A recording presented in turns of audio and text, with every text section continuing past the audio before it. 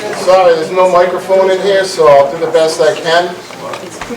Ladies and gentlemen, welcome to this special meeting of the Burrillville Town Council. We're on Wednesday, May 4th, 2016 at 7 p.m. at the Beckwith Bruckshaw Memorial Lodge, 50 Lodge Road, Pasco. Present, council members John Pacheco, Stephen Rawson, and David Place. Council members Nancy Bins, Michelle Bouchard, Kimberly Brissett-Brown, and Donald Fox have been excused. We also have here Councilman Tommy Kravitz. The purpose of these meetings, we're trying to take small bites at the apple. All right. The purpose of the meetings, these workshops that we're having every other week going forward, for as many weeks as we need to have them, will be to take specific items, put them on an agenda, and be able to discuss those specific items in full, in a less formal fashion than a council meeting. So that all being said, welcome to the first one here at the Beckwith Lodge. Has everybody been in this building before? Okay, I'll just point it out. I mean, right, this building is named after a couple of Burrillville sons who died so that we can have this meeting. I just wanted to point that out.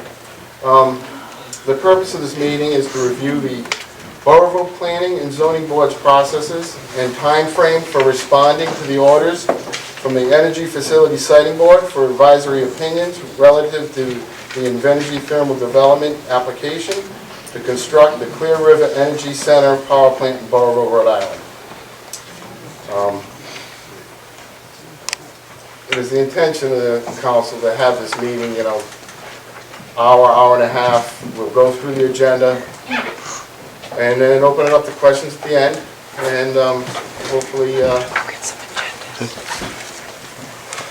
I know nobody's going to leave satisfied, but hopefully we'll just keep supplying more and more information as we go through this process together, and maybe it'll make it a little easier. So that being said, I'd like to invite Tom Kravitz up to Thanks, John. I'll stand and talk. Maybe I can project a little better this way. there you go. So I'm here tonight to talk a little bit about the planning process that the power plant has kind of entered this phase. By show of hands, how many people were present at the meeting at the high school on Monday, this past Monday? Okay. First thing, when I said that we're going to be proceeding to the master plan stage, because that's what the planning board voted on, I'll explain that in a minute, but I said there'll be no public comment. There actually will be. That law was amended, so when I went back and looked at it the next day, I said, uh-oh. So first things first, you will have a chance to speak at that meeting, submit oral and written testimony. So That's the one on June 6th?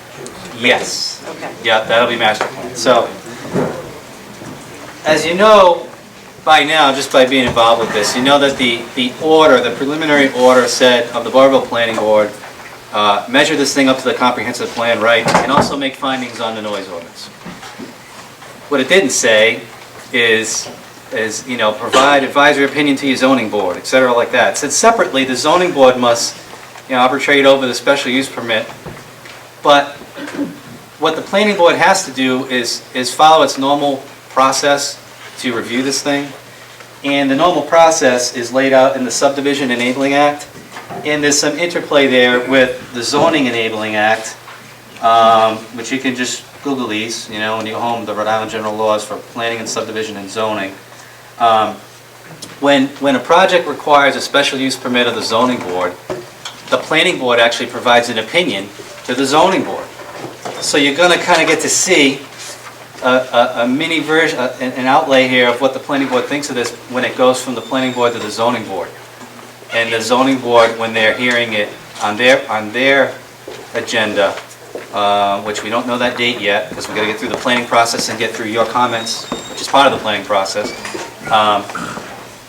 The zoning board will deliberate and hear testimony, and they'll make a decision.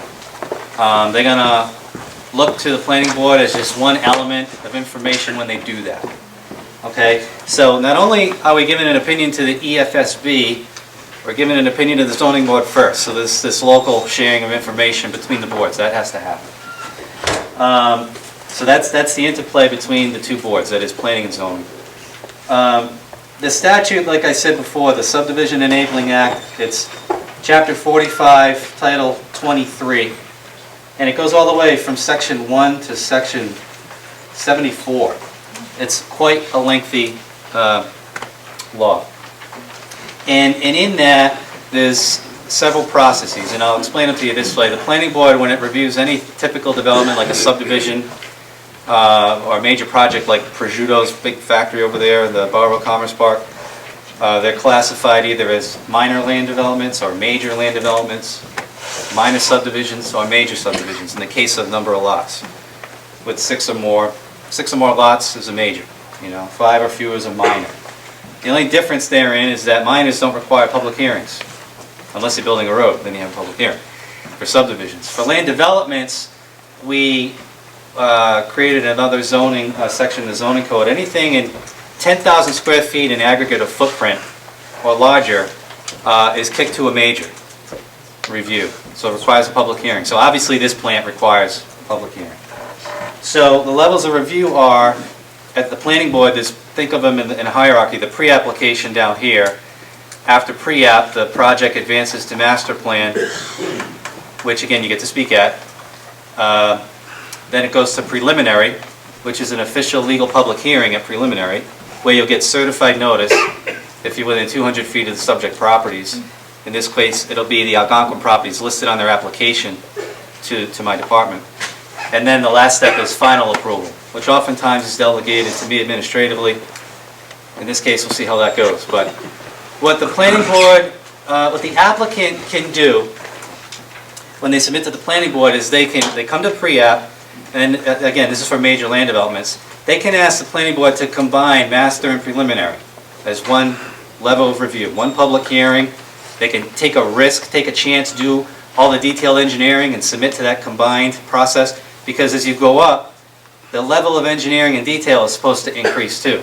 So master plan is, concept, pre-application is pretty vague, right? Master plan, maybe you've hired your surveyor, you've nailed things down, you have distances, and you start to get a little more detailed. Preliminary, you have engineering detail, civil engineering detail is done, etc. like that. So you can combine the steps. The Invenergy folks here, they've asked us to combine, they asked the planning board to combine those two steps. And what the planning board did Monday night is they said, no, we're not going to combine them, we're going to keep them separate, so we'll see you for master plan on Monday. So that's how that works.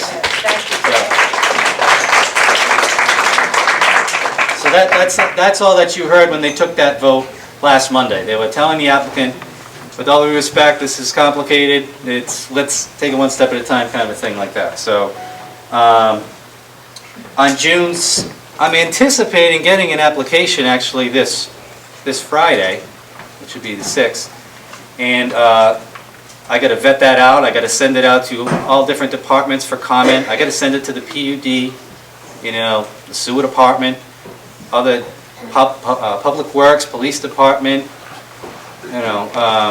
fire department, and I got to get comments on the plan from them. This is what I would do as part of the normal process. I got to get those comments back, send out an informational meeting notice, again, to property owners within 200 feet of the properties as listed in the application, and then we set the meeting date. But we have a good sense it's going to be June 6th.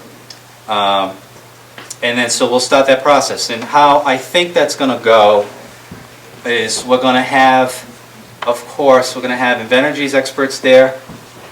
We're going to have the town's experts there.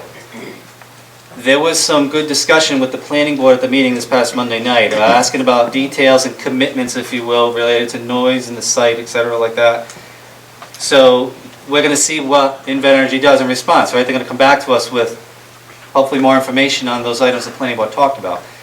So we'll probably have the planning board open it, the applicant will do their presentation, and then the planning board will ask probably more specific questions as a result of what Invenergy says on the spot that night to our consultants, And after you hear all this discussion, then we're going to open it up to you guys for your comments. We do it that way because the more you hear on the front end, maybe it answers some of your questions. This happens a lot. People have something they want to say, and it's dealt with, or their concerns or their fears are allayed a little bit with whatever it is they're concerned about. And then we'll open it up to you guys for, and whoever else shows up, for comments. And we're just going to have to play it by ear from there. If we can't get through it that night, we'll have to continue the hearing and get it done and get through it, either later that week or the next week. I'm not sure how we're going to do that, but and then from there, we will have the planning board submit the advisory opinion to zoning board and probably get it to zoning right away, in between master and preliminary again. So it goes to the zoning board. They have a process that they follow, which is pretty standard. They also mail to 200 feet of abutters. They have a hearing. They're going to be dealing with a lot of the same concerns and questions and asking similar questions, I'm sure. The zoning board was invited to the planning board's workshop on April 28th, so they were there. So they heard what was being discussed. They knew who our consultants are. They can ask questions of the consultants also.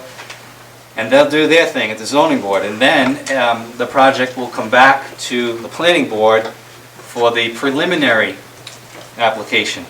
We'll do the notice. I've got to certify it. I've got to send it out to all the same entities again. Again, as more detailed information comes out, you send it out, you get comments, you set a date, and you have the preliminary hearing. And it's really at that hearing where the planning board is going to probably make some findings on this thing and measure it up to the comprehensive plan. Which reminds me, I had handouts there. I had some sections of the comprehensive plan that you guys, I think, who were at the meeting this past Monday, got to see. So that's really what they're kind of measuring this thing up to when you look at the comp plan, which is pretty, it's kind of in the nature of the term, comprehensive plan. It looks at everything. It looks at economic development, capital facilities, natural resources, which is a big one for this thing. I've heard a lot of talk about that. It's got a housing chapter. It's got a chapter on economic development, open space recreation, and land use.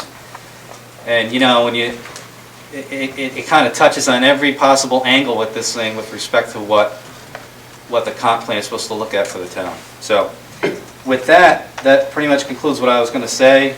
I think if you have any questions, I did give out my email, tkravitz@burrillville.org. And Kravitz is Kravitz. And then if you guys have any questions, I can try to answer them. I'm just helping out like everybody else here. I know Louise is taking a lot of questions. So as you get into my part of the process, any questions for me, just feel free to email me. That'll go directly to my computer. You email through the website, my assistant checks it in the morning, and it's just an extra layer to check. So just send it right to me if you have questions. So, thanks. Thank you. Thanks, Tom. You want to take it?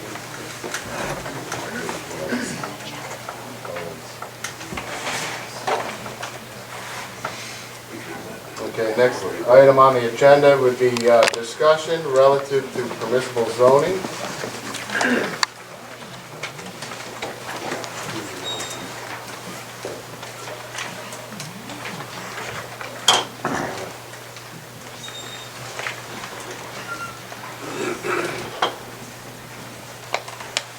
Did everybody get this handout concerning that by any chance?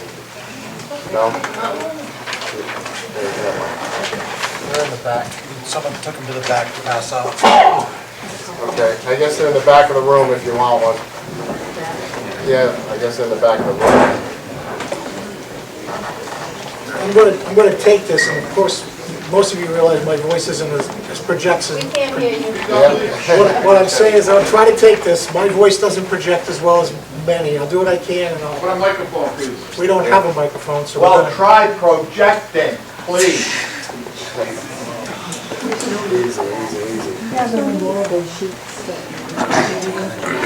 I'm going to read the town solicitor's memorandum as it relates to the zoning matter. Excuse me? Oh, go ahead. I'm sorry. No, go ahead. Discussion relative to permissible zoning. Could someone a little louder read it? Yeah, I'll try. All right. The town zoning ordinance permits the siting of an electric generating facility in an F5 zone, but only if a special use permit is granted by the town zoning board of review. Electric generating facilities, the proposed Clear River Energy Center power plant would be located in an F5 zone. And with the granting of a special use permit by the zoning board of review, its location would be permitted. This ordinance was passed by the town in 1988. So what that means is that the zoning board will take up the matter referred by the Energy Facility Siting Board as to whether or not they feel a subdivision in this nature is appropriate for this property. The zoning board will make an independent decision based on the facts, and they will render that decision. What we've been saying all along is that the Energy Facility Siting Board can take that decision as an advisory opinion and use it in their decision-making. If the decision is no by the zoning board, that doesn't mean that it can't be done.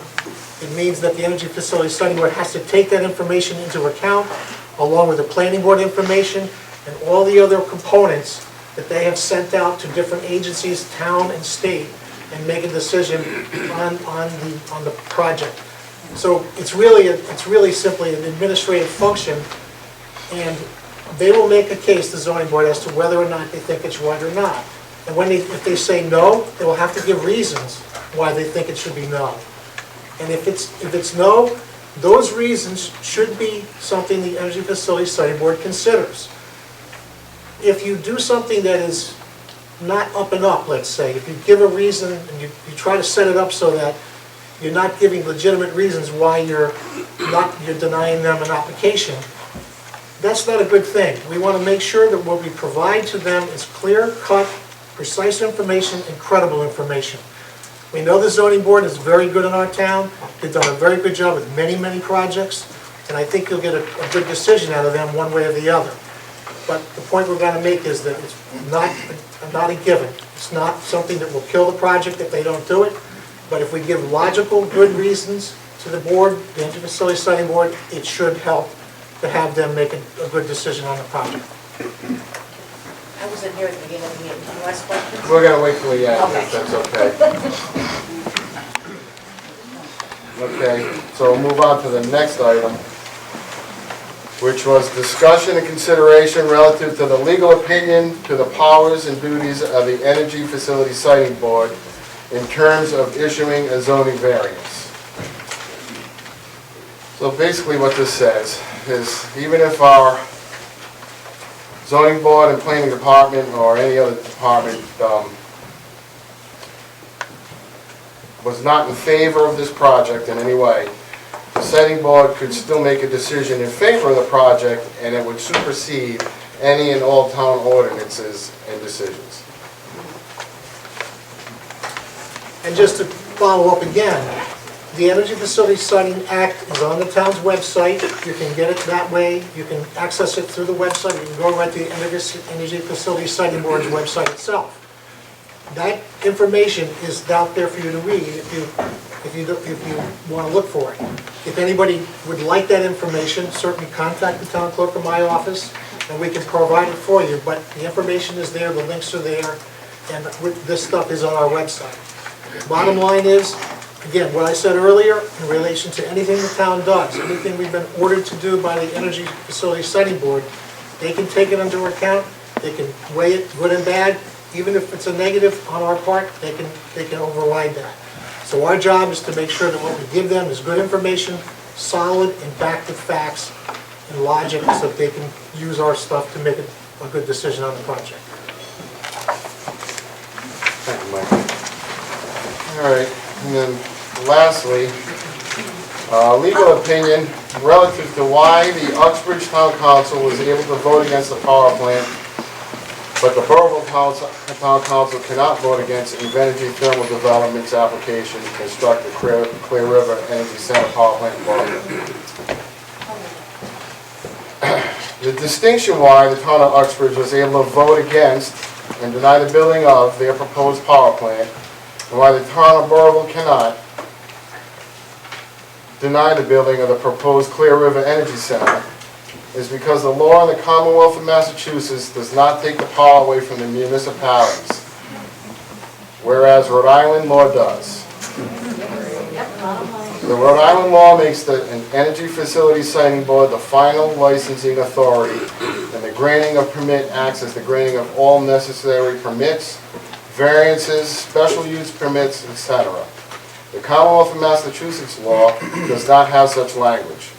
It is the absence of that language in Massachusetts that permits the municipalities that have specialized ordinances to prevail.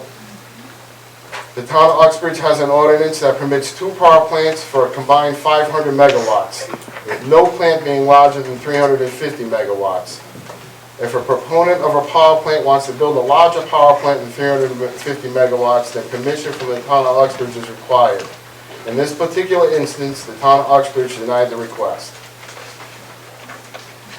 And the Massachusetts general law does not permit the Massachusetts Siting Board to override the municipality. So let me follow up. For many years before I came to Burrillville, I worked in Massachusetts, and I worked in a town that had open meetings and open town meetings just like Uxbridge had. Now, I will say that every city and town has a different structure of government to some degree. They're called home rule charters, and Uxbridge could be a little different than where I work. But in Massachusetts, an open town or a restricted town meeting was basically allowed the town meeting to vote on everything: budgets, zoning ordinances, projects that come before the town. And the town of Burrillville had such a process here many years ago. I'm not sure if it was a financial town meeting or what, but the difference between Massachusetts and Rhode Island is that most Rhode Island cities and towns that have a town meeting, it's only a financial town meeting. So matters of zoning do not come before a town meeting. And a town meeting is basically a body of people. There's two types. One is a representative form of government where they basically elect their representatives, and it could be 100 or 200 based on the population of the community. The other is an open town meeting where anybody can come and vote. In Uxbridge, it's an open town meeting, and they are allowed to vote on zoning matters and other matters that you cannot vote on here. Even towns with representative or open town meetings in Rhode Island don't have that authority unless it's done by a special ordinance, by a special legislation. So their opportunity is different than the opportunity that you have here. They have a structure of government that allows for the people to come out and go to a meeting called by the town council or selectmen over there, and they take up matters like zoning, and that's where the difference is between here and there. They're allowed to look at that by law. They're allowed to change their zoning. They're allowed to amend their zoning and create their zoning by that process. That isn't the case here in Rhode Island nor in Burrillville. Mr. Wood, may I ask you a question? Sir. Because we don't have a microphone, I just need the name and address for the clerk. If you Bob could. Woods, Thank you. Olden Keats Road, Thank you. Pasco, Rhode Island. My question is this, is that what we have for zoning is the state enabling legislation that really allows us to create our own zoning ordinances. And I think that when it comes to energy facilities, most towns and cities, whether Massachusetts or Rhode Island, New York, or wherever it might be, has siting boards. But how that's handled might be a little bit different. And in Rhode Island, the siting board has really usurped the authority of the municipalities and the towns and states. When did was that always that way, or did that come in back in 1988, as well as some of these other ordinances? I think pretty well, 88. I'm not positive. I think you're right. I think you're right. I think it was 86. 1988, Oh, the Energy Facility please. Siting Board. Planner's saying 1986, the EFSB was, 86. yeah. 86. So it's right around the time when Ocean State Power came in, and they recognized that probably there was going to be a lot of opposition in Burrillville, or I mean, that's where it went in. So they changed the laws so we wouldn't have to do that again. You know, I wasn't here then, but I would imagine that they anticipated situations like this with all due respect. And that's probably why they decided to do what they did back in '86, if that's when it was done. I just wonder how that all came about, because it just seems really taking away our rights to some degree, you know, as landowners and citizens and taxpayers and all that. We understand that, and, you know, they have worked on other power plants since then. There's a Tiverton plant, there's a Johnston plant, in Rhode Island, so they have used this siting board process in other places. So, I know you feel that you're being deprived of an opportunity, and I understand that. But it's been done other places as well. So that sets the stage. That's why we're here now, and, there's a lot of frustration in that. And there's really nowhere to turn, and so you opening up the board tonight and allowing us to have this conversation hopefully goes a long way for both of us. We agree. Yeah, we agree. I hope so too. And so at this point, we'll continue to take questions. Oh, I'm sorry. Lynn Clark, Wallen Lake Road, Pasco. I had a question. To your knowledge, has the Energy Facilities Siting Board ever denied a permit for such a facility? I think they did, and I'm going to say because North Smithfield had a project when I first came to Burrillville, and quite frankly, Burrillville was against that project at the time, and we did participate. I was here at the time, participated in the hearings and all the process that unfolded against that power plant, and they turned that project down. I think they turned it down. They might have withdrawn the application, so I don't know whether they actually took a vote on it or not, but I know that the power plant in North Smithfield did not get signed. Irene Martin in the Jackson Schoolhouse Room. Have you ever heard of the state going against a vote, an advisory from a town saying that they don't want something and them overriding it? Have you ever heard of that happening? Are you saying if the town itself took a vote on something? No. If the zoning board was against this project. I don't know the answer to that. So we don't know if that's ever been done because, I mean... I can't answer you. We can certainly look around and do some research on it, but I don't know the answer here. I don't want to tell you something that's wrong. Because, I mean, that would be directly going against the, the whole town, basically. Thank you. Terry Lacy, Pasco, Rhode Island, still there. Steve, you might be able to answer this, and I'm going to pick your brain, and I'm going to ask you to go back. I'm sorry. Steve, I'm putting you on the spot here. You might be able to answer this. There was a question circulating around town that Ocean State Power originally wanted to put their plant where the proposed site is now, for Invernity's proposed site now.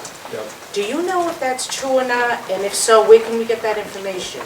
And why they were denied to put it there? You're asking me for a 30-year-old memory. I know, and I'm sorry. And I'm 67 almost years old. I'm sorry. So I might want to know that too, so I'm going to... Okay, you're gonna hold them to it? Yeah, I'm going to look into it. And I believe maybe Bobby could reflect on this, but he and I were both neighbors of Ocean State Power.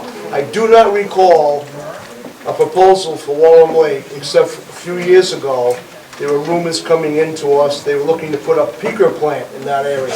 It never came to pass. It was just they were exploratory questions. That may have been 5 years ago. I don't recall them looking at that site back then. Ocean State Power, as far as I was concerned, had always wanted to be located on that particular plot of land, with objections from Uxbridge, I believe. This is not a question, it's more in response to this. It's in the environmental impact statement. I'm sorry, Jan Luby, Pasco. In the environmental impact statement, there were lists of possible sites before Ocean State Power was built. What they were calling the Buck Hill site is the same as the Wallen Lake site now. Was ruled out in 1988, and there are lists, it's not fun reading, but there were columns, that it had, the sites had, there were several states involved. Well, a list of sites, if I could just finish, I'm sorry. Sorry. Where it was like, it's proximity to water, it's proximity to power lines, and the last column, I believe it was the last column said environmental concerns or whatever it was, and it was ruled out. If I read this right, because of its proximity to Pulaski State Park Wildlife Preserve and the Boy Scout camps and all the state recreation the state parks and the recreation areas there. So that's Well, that what may- I read from it, but I'm not, I'm not like an expert, I'm just a Coincidentally, citizen. all the material I received as a councilman back then, and I was on the town council, I must be a power plant magnet. But anyway, all that information I threw out about a year ago, and that included the environmental impact statement. I do not recall them looking at other sites. My guess would be their major concern wasn't so much the environment, it was the lack of reliable water for cooling. The site where they ended up is much closer to Blackstone River where they're drawing the water from now. And then they end up building that reservoir on the line in North Smithfield because the DEM will not allow them to draw down the water from the Blackstone when it reaches a certain level, usually in the summer when they're drought. That was just the last table Yeah. that I saw that as a proposed site when it said Right. that about the proximity to the state parks. Yeah. So I didn't see it on any Well, you know, subsequent, I've been doing this, working for the town for a very long time. I've been on the planning boards, every board other than zoning I've been on, and twice on the council. Buck Hill has been targeted many times for many projects. One was a ski area, that fell through. One was a casino, that was about 35 years ago. That fell through. Then there was another, there was rumors of a power plant before this one in that general area. We had to go fight in Douglas for a jet port they wanted to put in when I was on the council years ago, and that giant landfill that Douglas, Massachusetts wanted to put in the basin where the Nipmuc River is. So Burrillville's been inundated by the concerns of environment for many, many years, and we've done our best to maintain the rural quality of our community, and I've always been an advocate for that. Don't give up now. Yeah, let's keep that up. Let me reassure you, let me reassure all of you, we on the council here individually have our opinions, I'm sure. Collectively, we haven't come out with an opinion. We have to take a position that this project may happen. We have to look at the worst-case scenario, which is that will happen. We have to do what we can as a council representing you and everyone else in this community in Northern Rhode Island to mitigate the negative impacts as best we can and as aggressively as we can. And that's why we spent this money for experts to give us the untainted truth of what we face. Tied to that, much people talk about the tax treaty, and I'm not supposed to talk about that tonight. But we are also looking at that aggressively, just to let you know, we can't get into details. But the environment, because it's not on the agenda tonight, but the environment and the concerns you have with zoning and planning is part of the process. We as a council cannot begin to influence those two processes. If we did, we would be probably in litigation for it. So, saying that, after the process is through, I'm sure the council will be doing other things to help to, as best we can, mitigate the negative impacts. As let the process play out, hopefully we'll have a good outcome. And I had a quick question about state law that came up in some news articles yesterday. And it's Rhode Island General Law 44-3-30 that was passed in 2010. I could read it if folks want, but basically, okay, it says, so there's a special Rhode Island law that has to do with the Burrillville Town Council and power plants. That's not on the agenda, sir. And the law says property taxation of electricity generating facilities located in the town, notwithstanding any other provisions of the general laws to the contrary. The Town Council of the Town of Burrillville is authorized to determine by ordinance or resolution an amount of taxes to be paid each year on account of real or personal property use in connection with any facility for the generation of electricity located in the town, notwithstanding the valuation of the property or the rate of tax. So the way I read that, when it says notwithstanding, that means the Burrillville Town Council, through Rhode Island state law, has the power to set a tax rate on any power plant in the town, notwithstanding any other laws or the actual property value. So when I read this, I read that the Town Council of Burrillville from the state of Rhode Island can set a tax rate on Invenergy that would make it impossible for them to build a plant here. Now, who made that law? Who passed that law? That's a law that was passed from the General Assembly. and Okay, it's a law when's of the board. power plant, if the power plant goes through, how long is it gonna take for it to get built? So this is, 3 years, right? It's gonna take 3 years to build the plant? How long do you think it'll be before that law's changed? If the governor and the General Assembly wanna pass the plan?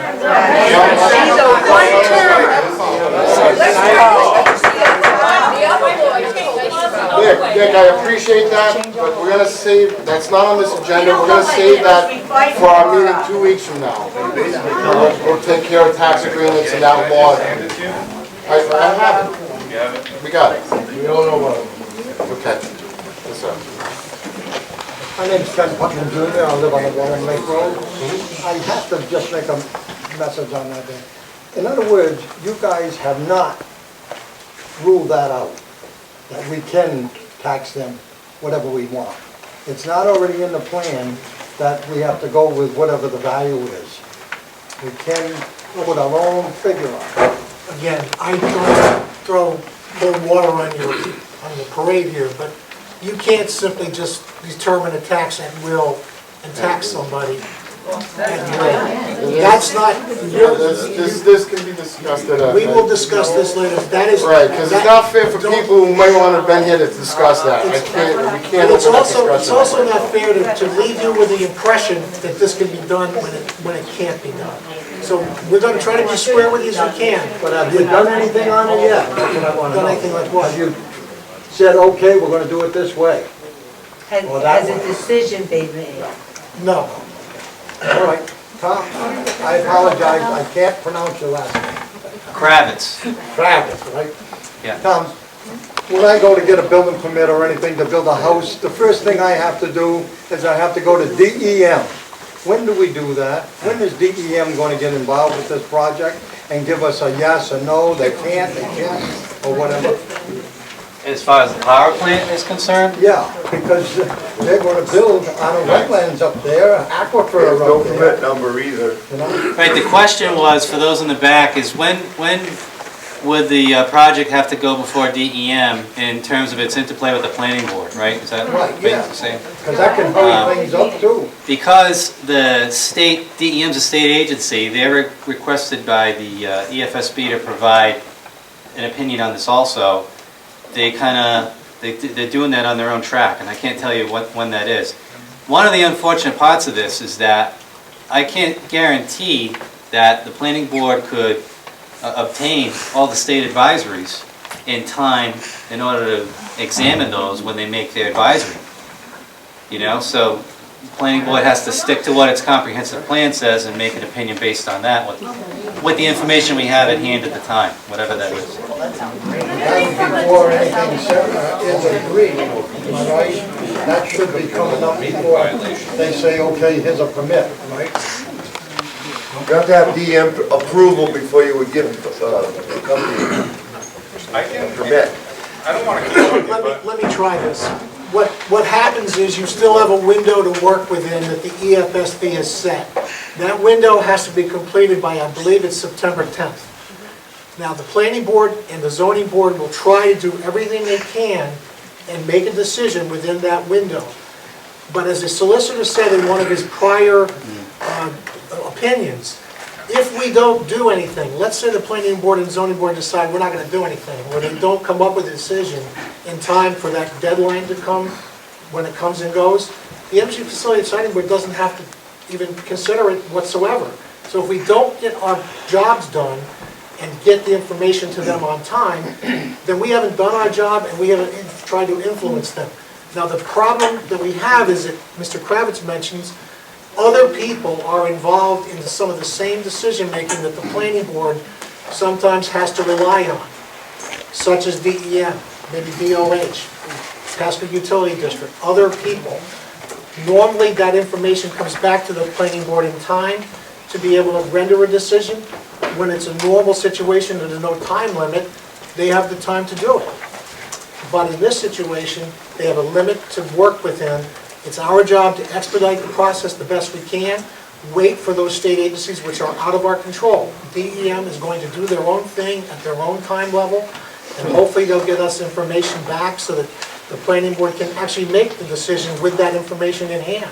If not, they're going to basically have to say, look, we'll do the best we can, we're going to have to defer to whatever they actually come out with, and then try to get back to it later on. You can understand my position though. Well, I do, but I'm everybody a else... builder and I can't do a thing without DEM saying okay or no, or reject it. We don't disagree with it, So but this you is not guys are a saying... big organization, you would think that you would be able to get something done right. We're going to try to, but when you have to rely on people who are not under your control for parts of your decision, you do the best you can. The one, I was in touch with the, I'm just going to say, as a healthcare Yes. provider, that makes absolutely no sense. If you were going to your doctor and you were going to have some surgery done, your doctor is going to be the one that's going to decide if you're going to have surgery. They're going to get special opinions, they're going to have CAT scans, they're going to have lab work. This is like you saying to the surgeon, I want you to make that decision, but you can't look at the CAT scan. You can't look at the lab work. You can't get a specialist to tell you what's going on, but you need to make that decision by September. But with respect... This doesn't make any It may sense. not make sense, but that's what we have to Well, work we on. need to do something to try to change that. there's one more, please, there's one more piece to this that just came to my mind as Mike was speaking. And the town solicitor did mention it, and it's, and you know, I'm not the attorney, but it's in the Energy Facility Siting Act. There is 429811, the final hearing. The state DEM is going to have actually hearings on some of the permits they're discussing about this. I can't remember which specification, if it's air quality Oh, or yeah, they're done at 1 wetlands, whatever. o'clock But on Tuesday afternoon or something. if those hearings occur and the town does not have a chance to weigh in before the final decision is made by the EFSB, then the EFSB has to hear the town before they make their final permit. We get to say, hey, we didn't hear from DEM. Before you rubber stamp this, what did they say? Or here's our concerns about that. So even though, good question, we do have one last gasp to make sure that it won't be the planning board directly per se at that time, right? But it'll probably be through our attorneys, our town solicitor, or the consultants to interface about what DEM said before the EFSB finalized. So that's it. DEM, at the last meeting, DEM, Janet Coit, it was discussed that because she is on the siting board, that she has transferred her DEM responsibilities to Fish and Wildlife Department. So it's not even That's not true. That is untrue. She just removed herself from the process. and if it's helpful, I can list the timeline of the permits. I've been in touch with the DEM. So They didn't know, did they? the DEM needs to give 2 major permits for this project that are given to them through the Clean Water Act and Clean Air Act, which are federal laws. So Invenergy can't start construction until they have these permits. So one is a major source air permit, which the DEM just accepted Invenergy's application, but they're going to review it into the fall, and there's going to be open public meetings, and the soonest that the DEM would give that air permit would be in April of 2017, and they can't start construction until they have that permit. Then there's a water permit. That last I heard, Invenergy hasn't submitted yet, but once they have that water permit, that's about an 8 or 10 month process. And again, the DEM will host a public hearing for that water process too. Those are 2 separate permits that are at least 10 months to 14 months is the soonest Invenergy could get them. So I just wanted to share that. That's helpful. Do you know how big this generator is that they want to put up there? They have a 500 megawatt generator in phase 1. They applied for 1,000 megawatts in total. They haven't gotten awarded for that yet. They have 500, just a little less than 500. That's a lot of To make an example, Ocean State Power has 560 megawatts up there. I believe that's what they have, 540, 560. Put another one in. Okay, my name's Frank Silva, Long Lake Road, Pasco. My question I have, does the council have the capability to interact with the siting board on a given day, week, or whatever during this whole process? Do you communicate at all, or can you petition to the siting board? Now, let me finish. May 10th is the second half of the first hearing. May 23rd is the second hearing, and then there'll be another one announced, which it's going to be down at Jefferson Boulevard, I take it, which is going to be basically a closed hearing, basically for the interveners. So as we start working through the conceptual stage, really, because it's kind of we're in the concept of this whole power plant, and this whole thing is a learning process for everybody here. You know, it's questions are being developed all the time. Now, there's a limited list for May 10th for people to speak. I don't know if they're going to add more people. I'm sure it's going to run from 6 to 10, 4 hours. On the 23rd, it'll be another 4 hours. They might extend it to another 4 hours beyond that. But I really feel at this point that we need more dates. At least maybe one more, because you're going to be coming up with information on June 6th. It's vital to our presentation. You know, we're going to be picking up more information. We're going to have more questions that we want to ask. And in all honesty, all the information won't be in by May 23rd. We can certainly ask, we have a pipeline through their coordinator, that we don't deal with them individually because they won't deal with us individually as members of the board. But the coordinator will pretty much do, I think, what the town council asks. We can certainly ask for those extra meetings. And you're exactly right. Information is still outstanding. There's a lot of stuff that needs to be put into the record so that the town can evaluate it, or whoever else is, people in the audience can evaluate it as well for themselves. And then as time goes along, we'll know more and more. And I think it is important that you have an opportunity, we have an opportunity to express our viewpoints, even if it's in the informal, public hearing process.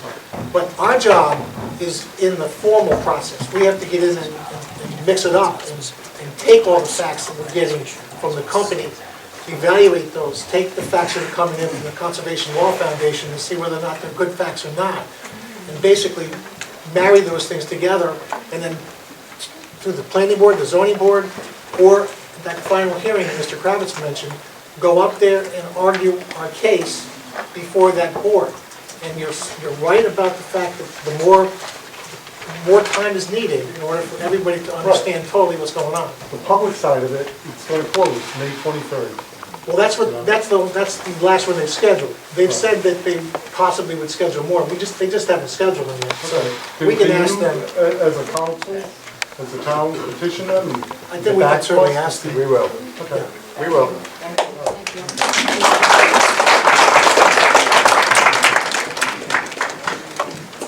Hi. Cherry Farm Road. I'm sorry. Sorry, seen Mrs. Bell. Sorry, Cynthia Brooke. Thank you. It was a rough childhood. Mr. Wood, since this council engaged in opposing the power plant in North Smithfield, have you reciprocated and contacted the council in North Smithfield to help us with our plight here? And if so, when? Or can you?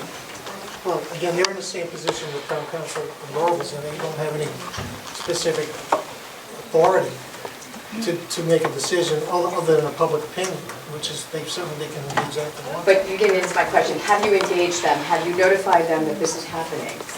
I don't believe we've notified them formally. So we haven't notified our neighbors, our neighboring towns, anything like that? That- No, but this is your responsibility, right? I would think that. Is it? Because this isn't just, this air is not going to stay here. So. It goes. The planning board is required to notify all the towns around us. Do they know that? Yeah, we'll be doing that right after Friday. But it's Friday. And that's when I get the application on Friday, one of the first things I got to do is send out for comment from all the municipalities around the town, so. Okay. Yeah, the planning board will be doing that. Will that be across the state line? Yeah. This is going to affect Connecticut, Massachusetts, east of, Rhode Island. It's just not going to stay here, right? So, thank you. I have a question. My name is Don Howe on Jackson Schoolhouse Road to Mr. Kravitz. What about the environmental impact that it's going to have on this town as far as keeping it rural and stuff like that? I was told by you a few years ago they couldn't put a paved road on a lot where my son lives because they wanted to keep the rural aspects of it.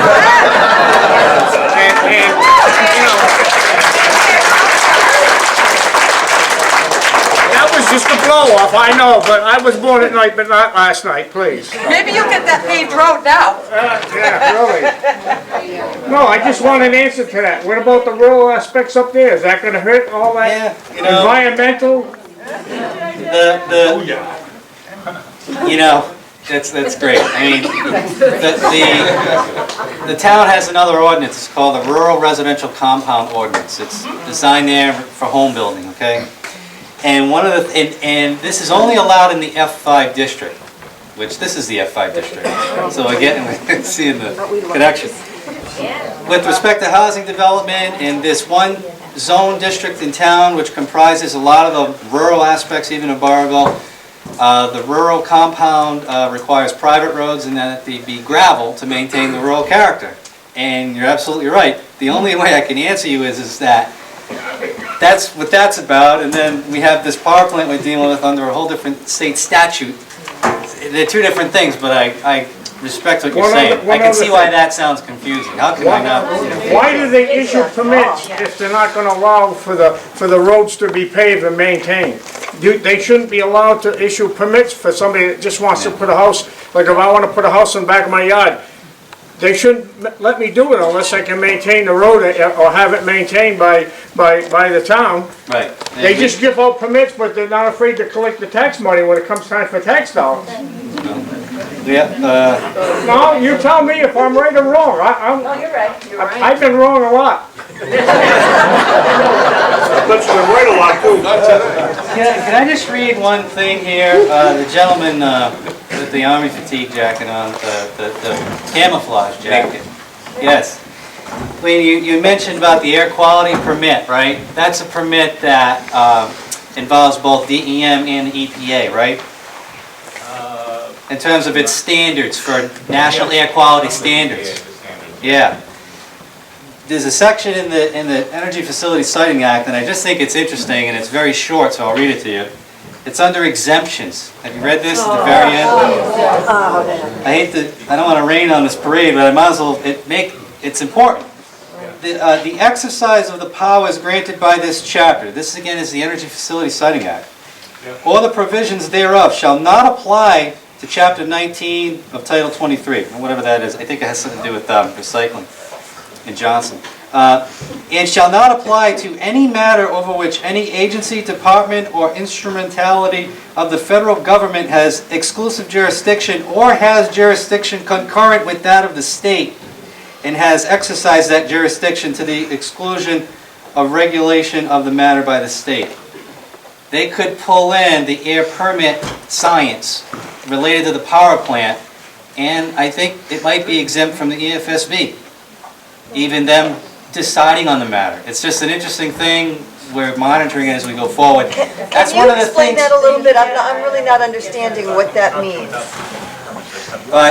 It just says basically that if there's a permit that has both federal and state interplay, which the air quality does through EPA and DEM, DEM's air program, EPA's air program, those permits are exempt even from the EFSB. So EFSB doesn't cover them, they're outside of the Right. Well, it's interesting. I mean, I don't know if it's good or bad. I don't know if it's good or bad. Tom, what you're saying is the EPA doesn't, correct me if I'm wrong, the EPA then has no say in this. If we weren't able to bring in the EPA would have no say.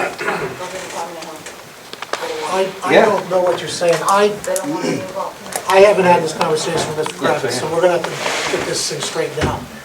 My understanding is that the state of Rhode Island through DEM has to enforce the federal standards for this project, whether it's air, water, stormwater, or whatever. I'm not sure where Tom is going with this, and I apologize for the confusion. We'll straighten it out. But my understanding is that those federal regulations and the standards must be complied with for this project. If that's wrong, I'll make sure we correct it, but that's my understanding. Hi. My name is Deborah Yablonsky. I live on Moroni Road in Pasco.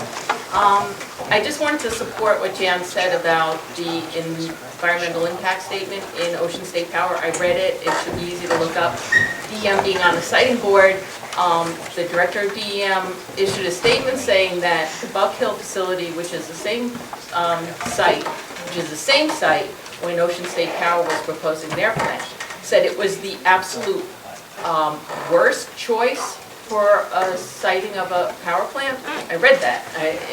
They said the environmental impact would be so severe there, it should never be even considered.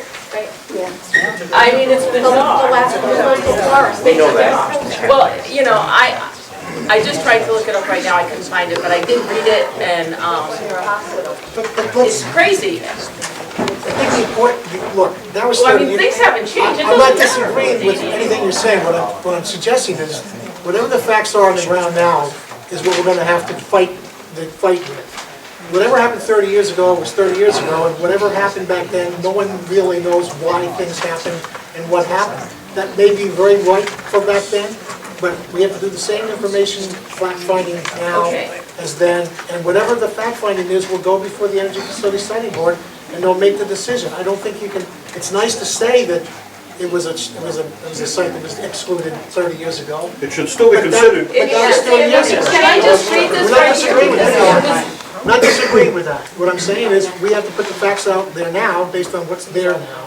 And that's what's gonna happen, and that board's gonna make its own decision. The site is still in the middle of all those parks. Yeah, it's still the same Nobody's site, and disagreeing it's with any of probably that. even more fragile now. No one's disagreeing with that at all. We use that, I'm just we saying, get mileage out of that, but they can't do anything about that. Well, But I okay, now agree.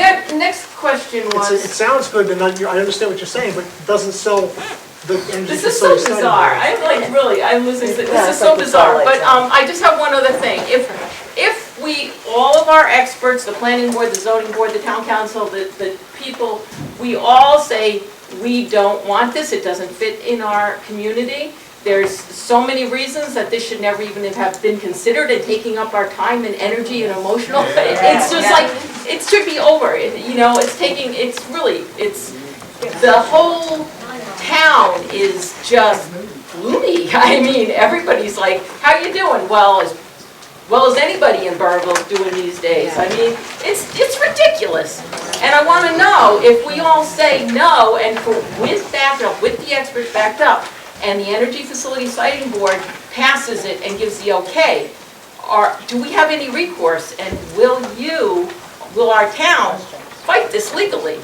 Because all the facts are there that this should not happen. And if for some crazy reason it is passed, what is our recourse? And will you take it? Legally. That's what I want to know.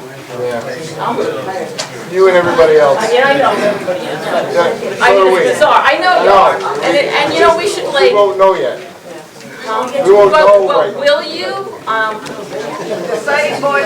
if they override all the facts, are we just gonna roll over and give our town away and have it turn into a ghost town? Mr. Velazquez, you know me. Am I I gonna know roll you over? wouldn't want this. Am I gonna roll over? I hope not, but I wanna know. I Well, I'm mean, not. If I'm still here, I am not. I will not let anything bad, I will do everything in my power not to let anything bad happen to this town. But we should have a legal, have a legal recourse. Because it's And we wrong. may, but we won't have that until we have all the information and know what that is. You know it's wrong, it's a power plant. I mean, it's not, I know, all the illegal experts, it's fracked water. I mean, look at Algonquin, their gas lines. Right now, the gas is shut off from Spectrum because of the explosion. I mean, and they're saying we might use 5 days of oil. Oh, they're so fast. Or like you had to. This could turn into being a fossil fuel Good, plant. I'm sorry. I'm sorry. Fuel, petrol. It could very well be. It probably will. So I'm Donna Woods, Pasco. Donna Woods from Pasco. I can appreciate how emotional this is, trust me. I'm an extremely emotional being. But what I do also appreciate is that we do have to approach it with facts, because we're not gonna get up there and, you know, give a pretty please and they'll be like, well, all right. You know, so we do have to approach it with facts, as hard as they are to, so cool heads will prevail on our end. We just need to be organized. That said, these experts, they killed me. These experts, I'm sorry, they were people who do this for fun and showed us slideshows. You know, here's my brother with his 6 chins building the last power plant. That broke my heart when he was our expert. And when he was saying to us, yeah, you'll need to give them waivers. You will need to give them waivers. They could never meet this noise, so we'll have to give them waivers. And I suggest we do. Why isn't it a dead deal at that point? Why don't we say, no, you don't meet our noise ordinance? Move along. Because the EFSP can Right, override that but limit. that may happen. We may Yeah. have to do that, and we probably will have to do that at some point in this process. I But just- whether it carries any weight, Absolutely. that's Whether it why we carries- need, that's why we need to I be understand sure when that. we go there, we have as much as we can to carry as much weight as we And I can. appreciate that. I want to approach it like that because I don't want this to happen. My point is, though, I don't want our answer to be that may happen. I want our answer to be, no, you don't meet our noise ordinance. Okay, and whether it holds weight or not, that's what I want to hear from us, is that's one no in our no column. And that's what planning and zoning are gonna take up the issue, and they'll come up with a determination on it. Why is the experts giving opinions? They should just be giving facts. They're giving their opinions to you, telling you, well, you should change your noise ordinance. They shouldn't be doing that. They should be giving you facts. They didn't say This that. is the fact. Oh, They yes, didn't- They didn't say that, but they, let me just, let's just clear up what, the noise expert is a person in his firm has worked on power plants most of his career. One of the reasons we brought that particular firm in was because they're the ones who know what the power plants do, and they're the ones who know what goes on at the plant that will cause noise that you and I might not know about, that the Energy Facility Siting Board might not know about. And what he did, one of the very first things he did was to basically say that the startup and shutdown processes are what causes the problem, if you were there at the meeting last week. And that's a big deal. That guy found that, if we had hired some Joe Schmo guy, woman to do that, that would not have been uncovered. The equipment that was the problem, he knew what the equipment was. So the person we hired is capable of evaluating this as well as anybody else. He may look like, one of us from the farm country or something, but he knows what he's doing, he's been all over the world, and they are good at what they do. The question becomes, what is a reasonable compromise if there's any such thing? And just hear me out. There should be a compromise. Again, talking about this going to the Energy Facility Siting Board, you have to come up with the facts. You can't just go up there and say, this low-wave octave band is unacceptable. You can't have the plant because the low-wave octave band can't be met. They can turn around and the other company will say, you know what? In every place else that we've ever looked at, they've never had a low octave band like that. So why should we be stuck with that? That's the kind of interplay that they're going to have with our experts. We have to be able to go up there and sell the case on those things. And this guy's capable of doing that. Were they hired by the town? If it was music, they'd make it stop. So I have some follow-up questions on that. Jason Okowski, East Ave, Harrisville. I'm gonna stand back here so that everybody can hear. Okay, so you tell me if you guys can hear. So on the topic of experts, I have four questions. I'll get through them as quickly as I can. On the topic of experts, how do you guys feel about the service that you're getting from the experts? And I'll tell you, I have an opinion. I did notice, Mr. Wood, that the expert was the one that brought up the startup and shutdown noise. But I also noticed that he recommended a waiver on the octave bands for the low end. Now, the low end noise, as I think anybody is aware of, is what travels further. So I was concerned at that point that he would recommend that. So that's one example, but I felt like the good people on our boards had to pull information out from some of the experts. So are you guys confident, or can you instruct the experts to help us poke more holes in things versus just giving us kind of surface level information? That's my question, and I'm generally interested in your opinion on the quality of the information that you're getting from the experts. That's question one. Well, I appreciate the question. However, it's not on the agenda. Zoning though, right? Zoning, yeah. But we're not talking about the experts that were hired, so it's not fair that people aren't here. John, you don't have a quorum. I know So that. this can't be an official meeting, it can be a workshop. It is a workshop. The agenda doesn't matter. So you can't take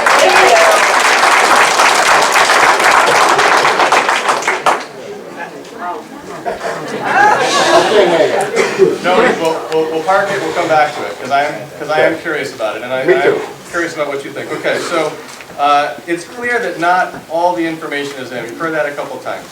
I think we have enough information to know we don't want it, though, right? We know that, right? On that topic, that not all the information is in, you guys are being asked to make decisions and recommendations on incomplete information so far. So on the topic of interfacing with the EFSB, are we allowed to ask for extensions or extensions of the entire process, given it's clear that we don't have all the information that we need? The experts said that, I've heard that a number of times. Is that an option to ask for delays in this? I noticed that the company that wants to build the plan has asked a number of times for it to be sped up. Is it our option, as it relates to the zoning matters around this, to ask for extensions? I don't know the answer to that, but I'll find out. Okay, thank you.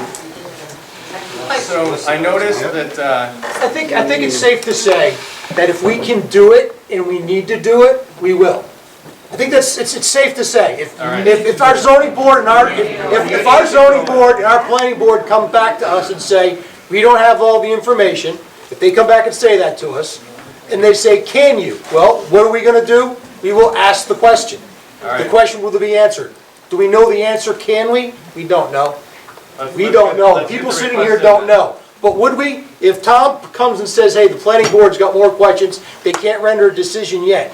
Do you think we're going to sit back and just say, oh no, we're going to let the process go anyways? No, we're going to ask the question. Wait, we already know. I heard at the last meeting that we are going to be asked to render our opinion before the decision on all permits are made. So that was already said. So we already know we're not going to have the information. We should ask for an extension now.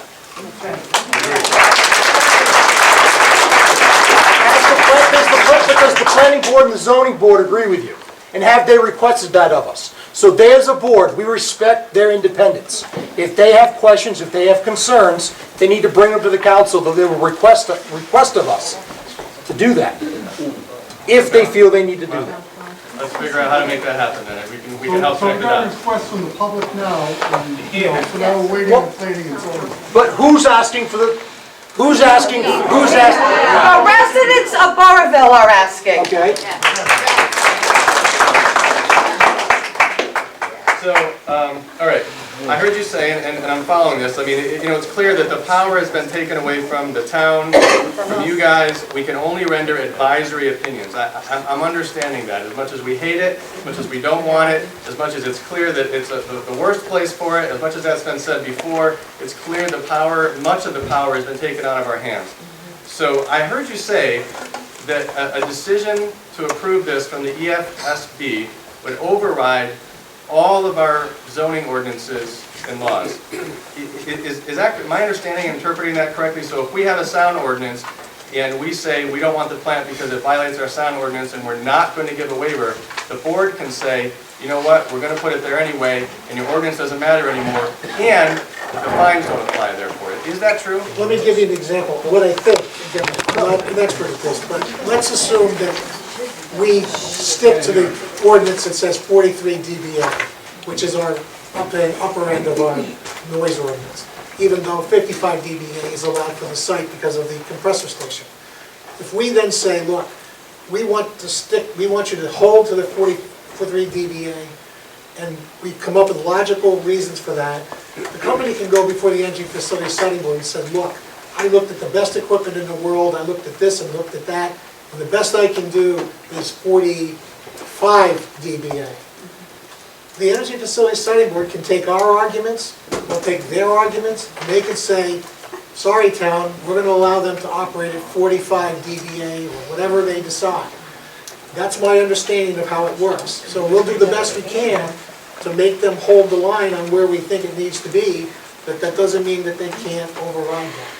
So the state can override and oppress the people of Burrillville, is what I'm hearing. Thank you. But what they said was that it was 90 decibels on the dam. That could, I don't know that. I've heard Mrs. Sherman's around, I don't know where she is. She's told me in the past that the others on the site have been higher than that.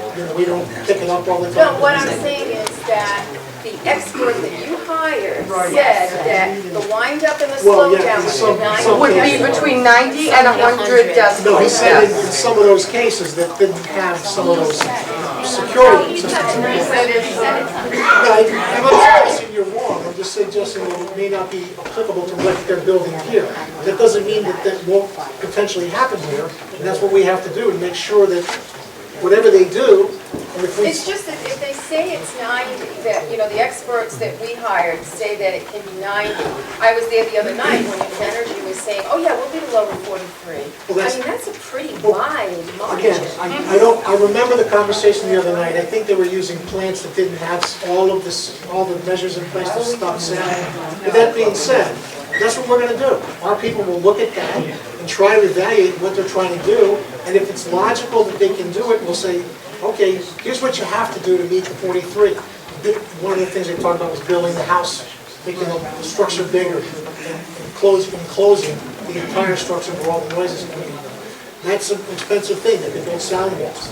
Plus they have there's a combined noise level, because when I asked them in Energy about that, I said, so if the compressor station is already at 50, and then you add even 43, which we doubt that you can get to, when you combine those two, I said, what do you get? I said, I'm not a scientist, I don't know what it is. He said, oh, well, it is cumulative effect, but it can go up over 50. I can't answer that. I don't recall the answer there, so I don't want to give you the wrong answer. No, I'm talking about the open house that was at the Burrillville High School when I asked. I don't remember the question. I don't But remember what I'm the answer. saying is, you can see, the power plant goes off at about 11 o'clock at night, right, everybody? About 11 o'clock at night, it blows off. That's when it's usually the loudest, when I'm trying to watch the news. So, if this blows off at 11 o'clock, if this does its loudest at 11 o'clock, what's the cumulative effect of the one that normally goes off by the compression station, and then you add the energy? I think that's part of the study that will be done. I mean, I know that was said, I remember that being said. I think all they can do is do the work and submit the information to the boards. Who does that? We will do the work with our people, and we will, if we need extra help, we'll get extra help. My very last question, and I can appreciate that we also have to protect ourselves, God forbid that this is built. I can appreciate that we have to ask probing questions about the design, etc. So thank you for doing that. We need to, I think, help the experts at this point. It seems clear that we need to also hold some sort of a watchdog role to make sure that if this is built, we're all protected. But thank you for doing that. My final question is, you know, given these oppressive laws that oppress the people of Burrillville that don't want the plant and can't say no to the plant, is it your understanding if the laws were changed that they're not retroactive, and because this application is in already, that this one would still follow the normal process even if these oppressive laws were changed, as it relates to the zoning and the ESFPC board, etc.? Not being an attorney, and I'm going to say that straightforward, I mean, think about whatever the laws are. If you have a law that you know, a murder law, you can't change the law in the middle of a situation where the person has been arrested. I don't think, and again, I don't know, but I don't think that once somebody starts down a road with an application under a certain set of circumstances in the law, it would be, in my mind, it would be difficult for someone to go out later on and change the law and basically change the parameters for which that company or person or whoever it was started the process. That, again, I'm not an attorney, but my sense is that would be hard to do, and maybe not legal to do it. It might cause an action to be created by the company against those people who try to do that. But again, I don't know that. But so let's cover that off and figure that out. And then once we defeat this, let's figure out how we change the laws so that we can stop defending Burrillville from all these enterprises that want to come in and take our land and take our beauty. Can you direct Cal Cable and Fogarty to sponsor bills on our behalf that would help protect the land in Burrillville the way it is and that we like it?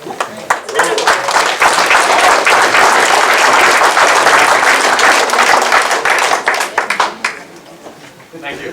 No problem. Yes, sir. My name is Ava Woods, and I live on Jackson Schoolhouse Road. I feel like we're behind the 8 ball already in a lot of ways. I'd like to just show the council. I live approximately a half a mile from the proposed site, and as many of you have heard Algonquin, this is a half a mile away. Yep, I see that. You had that out there, what, Monday? And that doesn't even pick up. This doesn't pick up half. And this was the second time. The first time was at least twice as loud. My question for the council. And your address is Jackson Schoolhouse? Yes, no, the only trail. Only house on the road. My question is, who's monitoring? Can't hear you. Who's monitoring the noise level now up there? And that obviously is well over the town's ordinance. It's over 55. And secondly, what, do you understand what that was, that noise? It was the valves of natural gas being released into the air with an odor, so that we could all understand that it was natural gas being released into the air. Who is monitoring that? That's what I need to know. And why isn't our town monitoring that? The noise level as well as the gas emissions that is being released into our air already before this next phase takes place. First of all, Andy, I don't know exactly what happened there, but we get notice. Well, this is a notice, I have a notice. I see what it is. Did they give you notice? No, I got it from Kathy. But that's what they do. They have blow-offs, they have incidents up there, they planned incidents, and they notify people of those incidents allegedly. We've had this conversation before about not doing what they say they're gonna do, but they do have those things that have been going on for many years. So when the town gets notice of that, the police department and fire departments gets notice as well, and I believe Mrs. Sherman and others have asked to be notified, and I think they do. But those things are gonna occur because that's what goes on up there. Now, the question is, are we monitoring noise? No. Yes, but we can't be there 24/7. You know, when you get the notice. Look, they're allowed to do certain things under the FERC permits, which allows them to do this type of stuff. I mean, don't misunderstand me, I could agree with it or not, but they can do maintenance and they can do the things they need to do to make sure that the site isn't going to be a problem, you know, for the community. When they send out a notice to do that to whoever they send it to, you said it goes to the police and fire, somebody should go up there and monitor it. Well, we do go up there, I'm not sure, I'm not I assure you, it's not when the notice is sent. Well, look, Let me ask a question. Do you get notified when they're gonna do that? I'm on the list. I'm on the list. Do they notify you? They notify me by certified mail. That they're gonna do that? Yes. Hang on a minute, let me finish. That might be true. I'm not disagreeing with what you're saying. They notify me. I live that close. When she can hear it, think about how loud we hear it for the people that are notified. That's the problem. Don't disagree with anything you're saying. Yeah. You know, Roland and everyone, that they are monitored and they are basically regulated by FERC, not by the town. I understand that. So even if they violated the town's noise ordinance, we couldn't do anything about it as long as they're within the 55 dBA, and I don't know what that is. How much gas is being released in the air that it would make that much noise a quarter to a half mile away? I don't know, but I'm not an engineer, I don't know. And why isn't the state on top of this? Why isn't someone on top of this? This is a poisonous gas being released into our atmosphere. Again, I don't know those particulars. They've been doing it for years up there. It's not new. I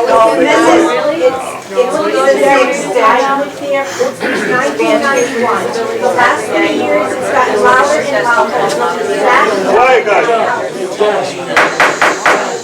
John, They tell us when we're thinking we can have something on the agenda next time dealing with this noise issue up there. Yeah, maybe we can get the expert in for that.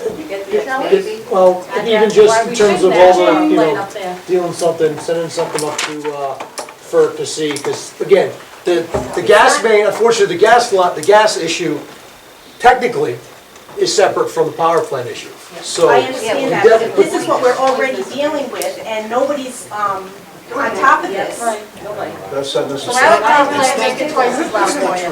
We're just getting started with everything.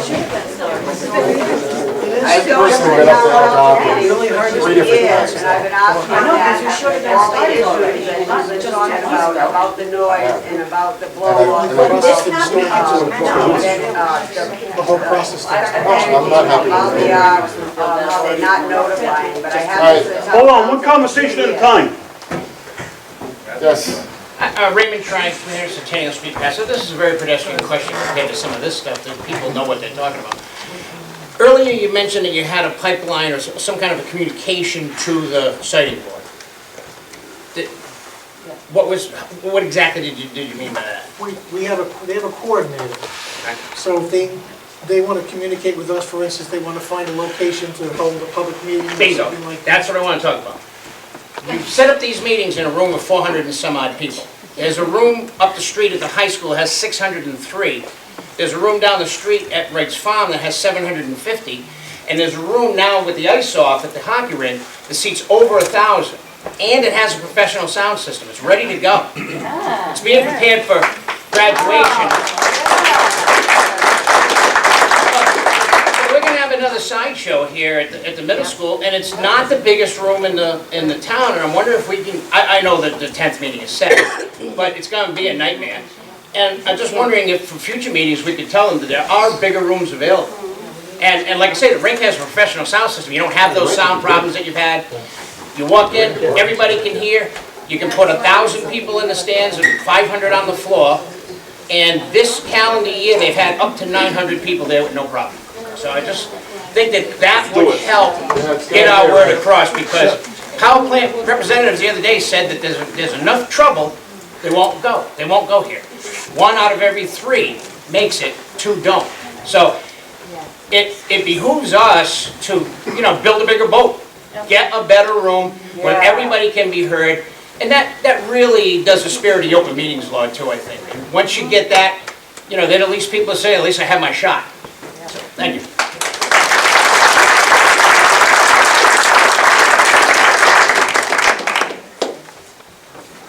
Yes, sir. Hi, Paul Rosselli, 665 Maureen Circle, Mapleville, Rhode Island. For many of you here in Town Council, I've been somewhat critical of the consultants. In looking over the list, they certainly reflect a style and an expertise that is not in line, at the very least, with what the mission is of the Burrillville Land Trust, which is to preserve and protect the rural character of the town of Burrillville. Even though we're a private, nonprofit land trust, we take that mission very seriously.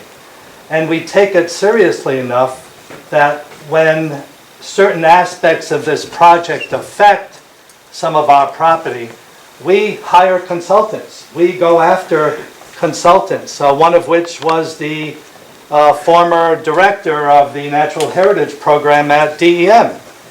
He was the guy that, with every open space property, every big land development or acquisition, he was the guy who went out there along with biologists and water quality folks to make sure that the property was in line with what was going on at DEM, to maintain a certain type of water quality, air quality, forest, habitat, biodiversity.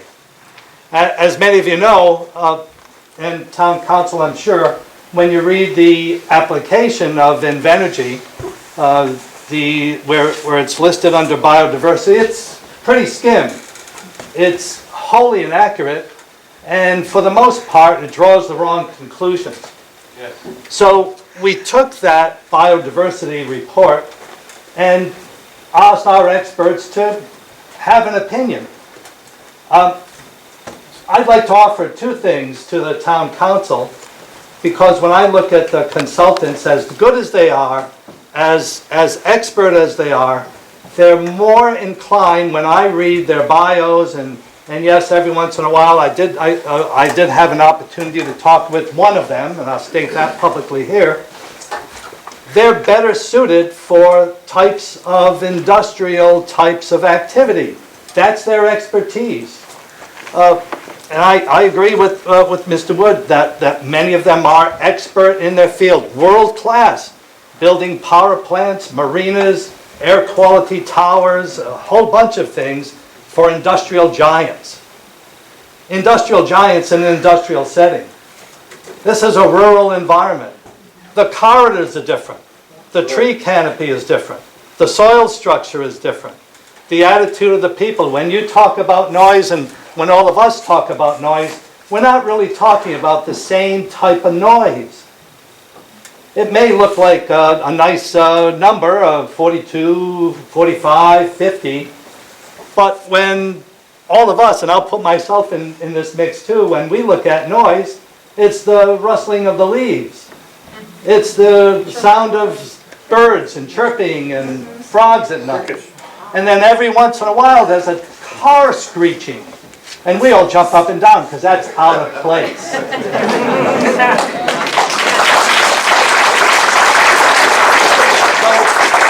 when we think about noise for this particular facility, what we're thinking about something is something out of place on a massive scale. But still out of place. Not in terms of an industrial setting, but in terms of a rural setting where most of us live. So here's what I'd like to offer. And again, I'm not offering this to make anybody feel bad or to cast aspersions on anything. I'm offering it as a resource because that's what we do. That's what the Burrillville Land Trust and our experts do. We look at land. I mean, we have to. We have to look at it. We have to provide reports to both DEM, some of our funders who funded gave us some of the money for our land. We have to provide them information about the quality of the land that they gave us. Whether it's water, air, soils, whatever it is, tree canopy, we have to do it. I have experts available, and I know the town doesn't have any more money for consultants or experts. I have money available, and tonight I'm willing to fund those experts to just look at the application and render an opinion. That's all.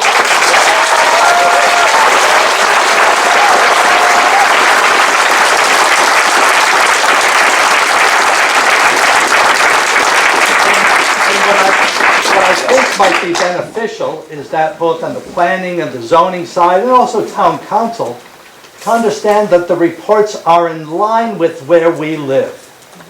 This is something that will affect the rural character of the town of Burrillville, not affect a particular an industrial site or a manufacturing setting, big city, but the rural character of the town of Burrillville. That's what it's going to impact. And because of that, we should look at that with experts in mind that would look at it in terms of the rural character of the town of Burrillville. So that's what I'd like to offer tonight. Don't have to give me an answer. But anyway, that's what's on the table. We can't take a vote on it. We don't No, I have know. enough time. I know, I If get you it. want to do that, we'll take all the information we can. Paul, why would anyone at this table, if you plan to fund the experts on your own, do it? We'll take every input we can get.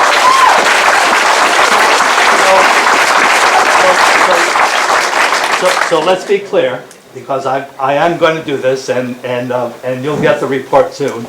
I'll make a report available to the town council. Does that sound fair? I want to go down the list and at least get a nod of heads or something. Sure, absolutely. Planning board, Sure. zoning board, Sure. and I'd like to make it to all of you as well.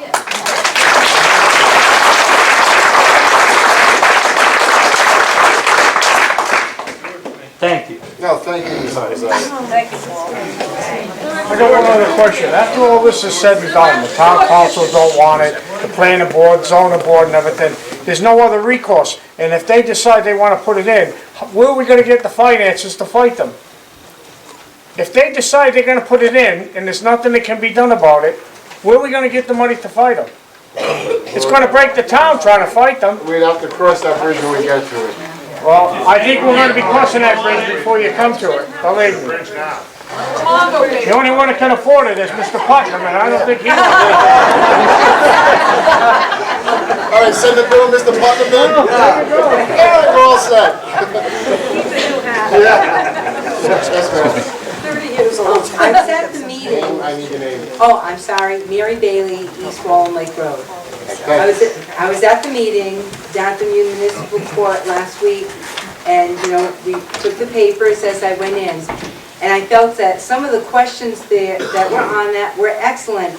But I was disappointed this last Monday that I didn't get any answers to any of them. Are we ever, at any point, going to hear question by question, line by line, an answer? Because I assume that we want those answers, or the questions wouldn't have been asked. Are you talking about the questions that are being funneled through the attorneys to the facility signing board? Well, is that what was on those papers that were available at the municipal court last week? Yeah, just, again, all of those answers and questions go through the process, and those people who are interveners will automatically get the questions and the answers when they come in. But when? It's got to be a timely Well, they have a manner. time frame to respond within, I don't know what the number of days is, but they can ask for extensions if they need more time, depending on who it is. It comes either on the town side, it could be the Conservation Law Foundation, anybody who has questions out there who have to answer, have to do so through the process. And those questions and answers are on the website. You can access the website through the town's website. We are trying to put together a master list of all of our questions and our answers when they come in, but we have over 160, 70 questions Right, out there who right now. answers them? The individual, the company will answer them for the most part. Invenergy, can we trust their answers? Look, that's the No, process. absolutely not. That's how you have to do the process. You give them the questions, they give you an answer, us an answer. We turn that over to our experts and our legal people. They look at those answers and they say, we like them, we don't like them. Here's a different viewpoint on what they're answering. And we try to put that all together and make a case to present to the Energy Facility Study Board or the Planning Board, whoever's asking the questions. When would be your best guess at this point that those questions will be answered? In a week, in a month? I think they have, again, remember, they've got literally hundreds of questions to Yeah. answer. So they're not able to turn everything over as quickly as they want to, probably because of the time constraints. I think they have like 21 days to answer a set of questions. And how many of those days have already passed? I don't know, because we have different questions, sets of questions going out at different times. We've got 9 sets of questions out that have been issued over a 6-week period. The first set of questions, do they have 21 days for that? And then when another group, do they have 21 days? The first set of Or is questions- it 21 from when you asked the last? I'm saying 21, it could be 28, I don't know, I'm giving you what I would But is it recall. from when the questions are asked It's or when you're done asking? When we push the process through the EFSB, then when it goes through the Energy Facility Siting Board and it becomes a record there, then they have a certain period of time to answer. So the first set of questions that we asked were answered, I think, around the beginning of this month. Beginning of April. And then we have different sets of questions that have gone out since then, and they're all going to be answered within the time frames, or if they ask for an extension because of, we don't want them to not answer the questions. We want them to have time to answer them correctly, so we can evaluate them. So whatever time frames we give them on our questions, we can't control what the other groups do because they do their own things separately.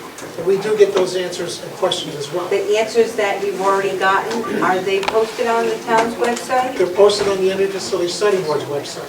Okay. So whatever they've submitted back is already on their website. We'll check tomorrow to make sure everything's there. But we believe that's what happens, that's what's supposed to happen. Is that business or calendar days? I don't know the answer to that.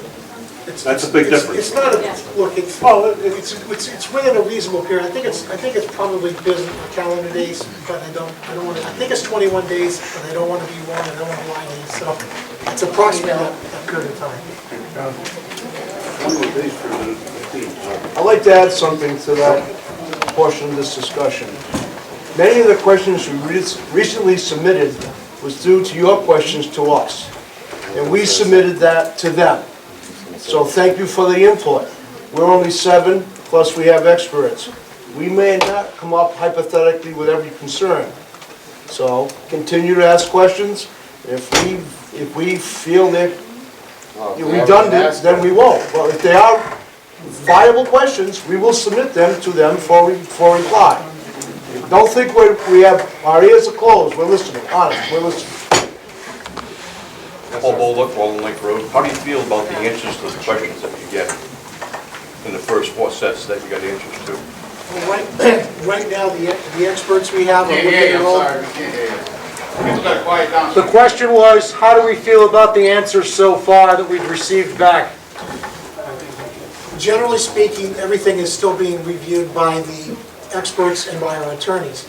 But someone raised the point at one of the last meetings where they answered the question about compensation for the abutters.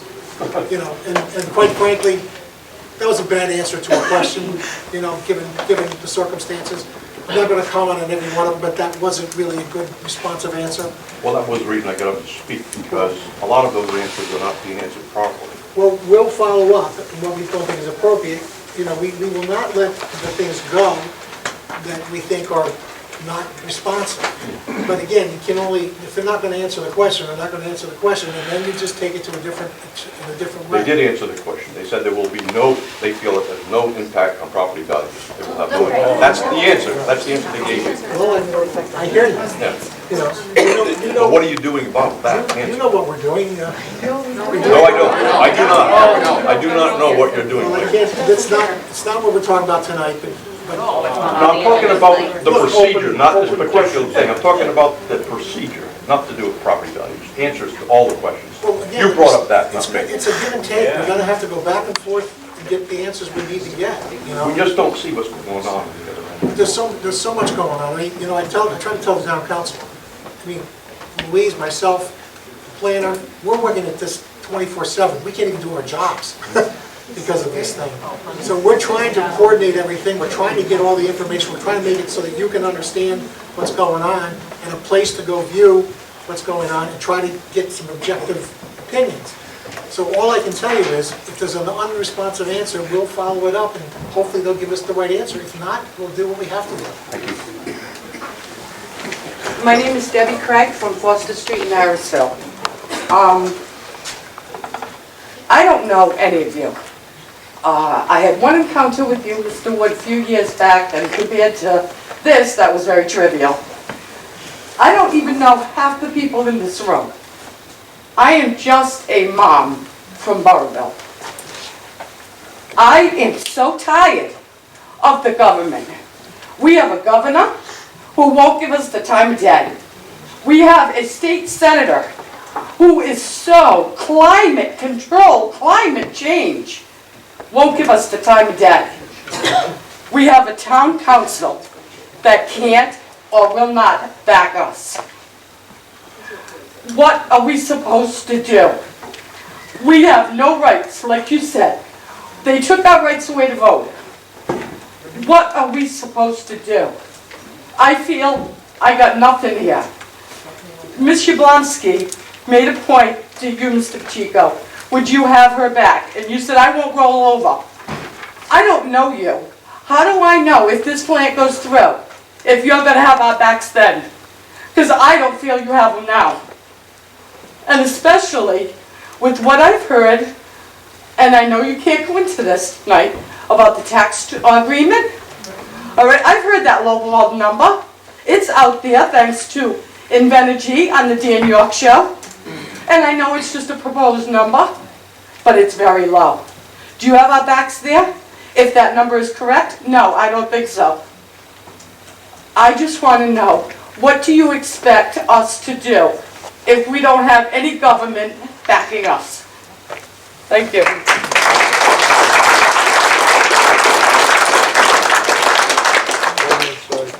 Donald Champagne, 1678 Walnut Lake Road. Question I had was already answered by you. It'll be the planning board who will be letting our surrounding communities know about this plan? Tom, is that correct? Right.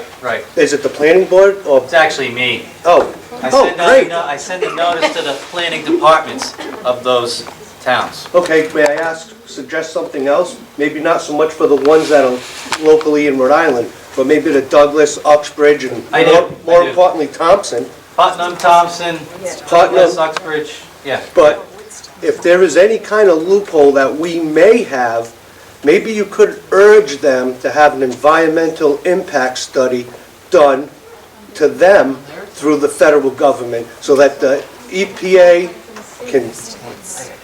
we can have the state of Massachusetts and the state of Connecticut do their own individual environmental impact survey, so that now they can get the federal government involved to override what the state of Rhode Island is doing, or give you more ammunition to say, hey, this is the Massachusetts impact statement, this is the Thompson, Connecticut impact statement, and you will have that as an advisory committee to give to the EFSB, and also it will get the federal government involved in what they're doing, or at least try to do something.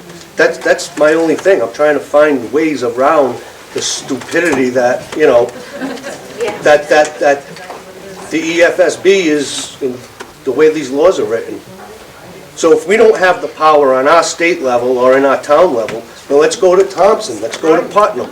Let's get all these Massachusetts and Connecticut to do their own impact stuff, because it's going to affect them too. That's just a suggestion, and I thank you for your time.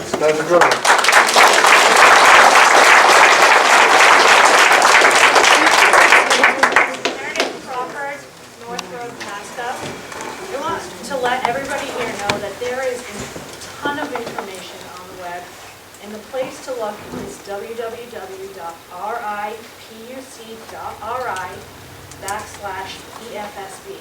You can read for days. You can read every question that's been asked, the data points that they return, Mr. Bolduc was just saying, that answer is online. You can read all of this. And the town, I know you can't talk about this because it's negotiations, but you need to know that you keep saying the abutters, the abutters, the abutters. Invenergy lists the significant impact zone. They list it. They put a small, you know the 31 miles circle, everybody knows that. They list on that website, the significant impact zone is 3.56 kilometers around their major point, right? The PowerPoint is that's, all right, okay, so in miles, right, in miles, it's a little bit over 2, so say 2.2 miles is the 2.6 miles. I happen to be 2.4. So I happen, you know, my neighbors across the street. is what? From the driveway of Algonquin to Zambrano Hospital, my friend lives the first house on the right. I measured it the other day with my truck, 2.2 from their driveway to his house, right after their power facility. That's another thing, so we have a responsibility for those people that are up in that hospital, those that help police, and they're within it. Would you get that website one more time?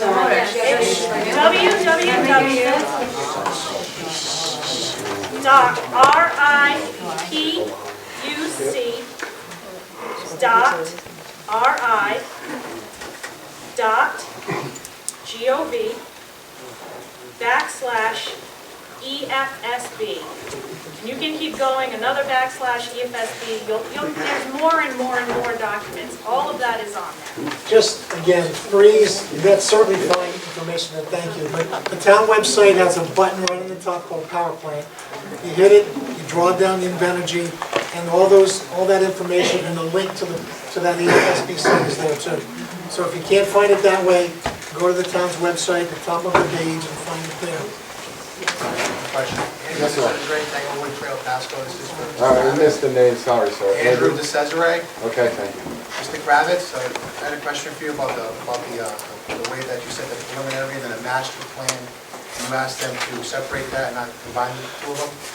Is that correct? No, the applicant, which is Invenergy, asked the planning board to combine the master plan and preliminary plan review applications so they could kind of accelerate the process a little bit. The planning board voted to not do that and keep them separate. Okay. My question is, thank you for that. Thank you. The question is... And it wasn't me, it had nothing to do with me. I Yeah. just want to make sure, so the question I had was, besides the Invenergy proposal that they've supplied and I guess our experts that we hired, what other information will you be using to form your advisory opinion? Has Invenergy submitted any kind of structural drawings architectural elevations, or any kind of site development specifications to you to make that decision? No, Or your, not decision, or your advisory opinion? yeah, no structural elevations, no, structural drawings or elevations. Site development, stormwater stuff should be coming in for master plan. So do you think that you would have all that information in time to deliver your, I guess, advisory opinion to the sitting board by the 6th of June? I don't know. I want to wait and see what I get So- Friday. I understand, it's a lot, and I think the question also would be that at that point, if that happens, would you not have an opinion that you would not have enough information to render a proper opinion, and to ask for an environmental impact study from the federal government to be conducted, so that way that you can get all the information? Why is it that there seemed to be such a fast track for this project?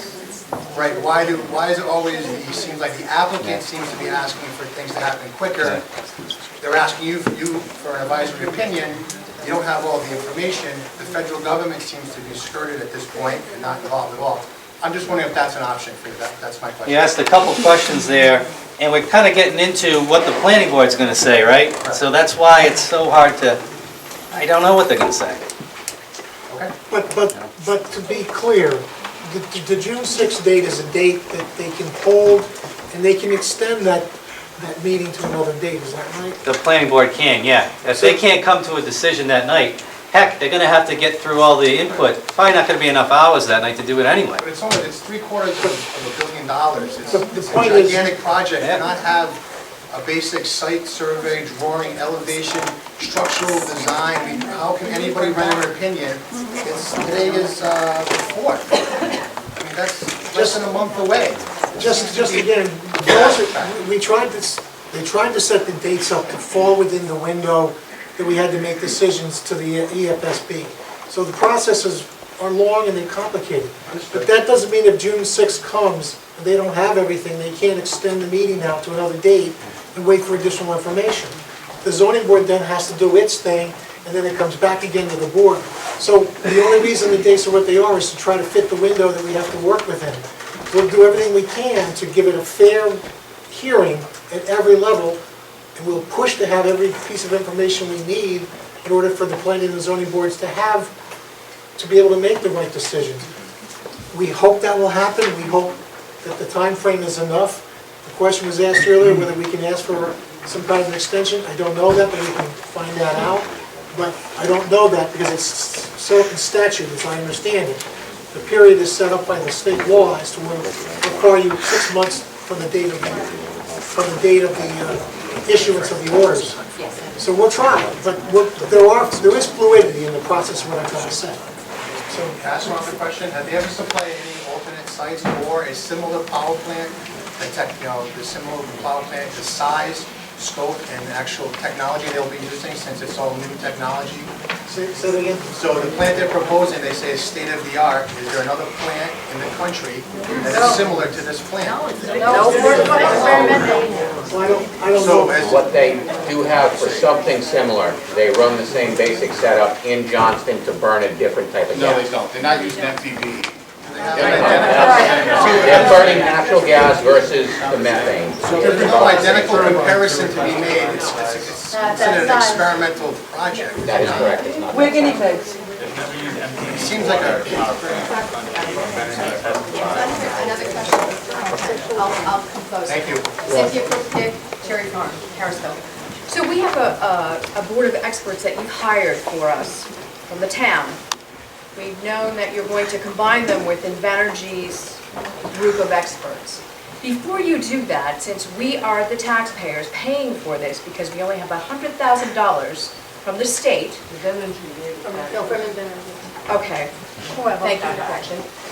Could we not have an open forum and ask what these people have found before they meet with Invenergy's experts?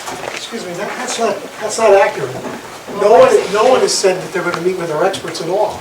I thought the planning board meeting started the other night, I didn't see you there, but there was suggestion, am I correct, that both would be Both teams would be there. correct? I don't want that. We're paying for this, sir. No, they'll be at the meeting for the research. No, let me finish. Please, I respect you, just please respect me. I would like to have or propose that we get the information from the experts we've hired first, share it with your town, we're paying the bill, we're footing the bill for you, okay? Because I'm sure it's exceeded $100,000 already, correct? Am I correct?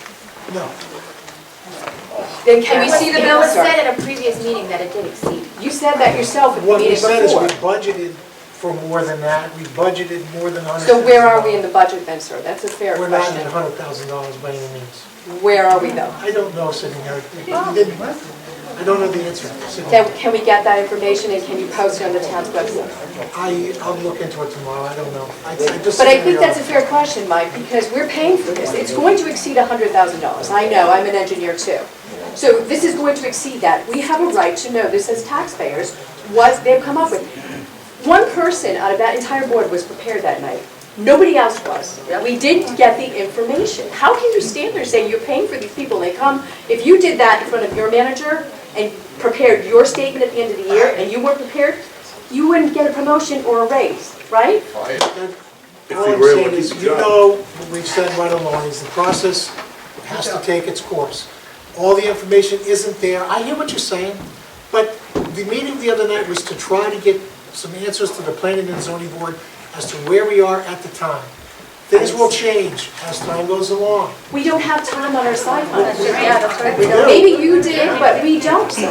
And in all respect, we're asking for this information. I don't think it's It's not unrealistic. available right now. When will it be available? I don't want it available the 6th when we meet with Invenergy. I'm not running their operations for them. Do we pay them and did we not set expectations for the response? They were going to meet planning board requirements when the planning board meets And what is that? June 6th. I can I tell don't you, want it on the 6th. We want it before. yeah, I mean, I can answer your question this way.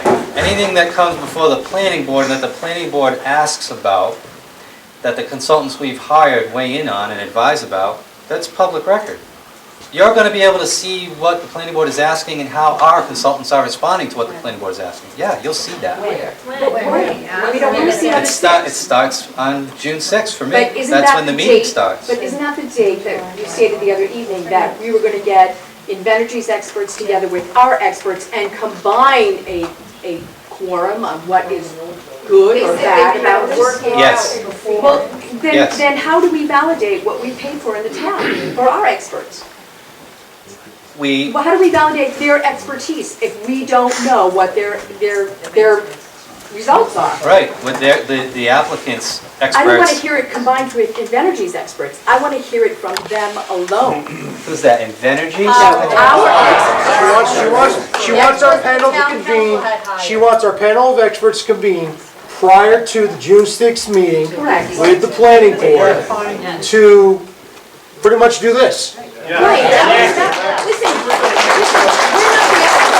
We are pleased to hire these people, but we need to have expert information. We agree to pay for it. Right, we're paying Right. for it. The only thing I can say, it goes back to the process that the planning board follows.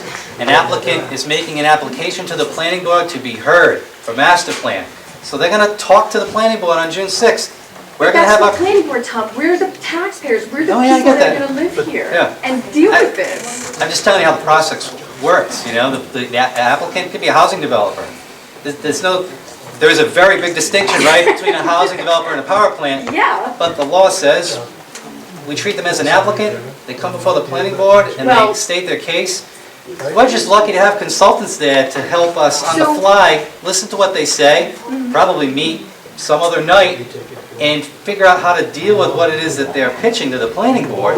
But isn't there some... And you guys will be there every step of the way Okay, in, I hear what talking you're into saying. the I agree record. with you, but what I'm asking for is no different than, and it's just, give us the information that we've paid for.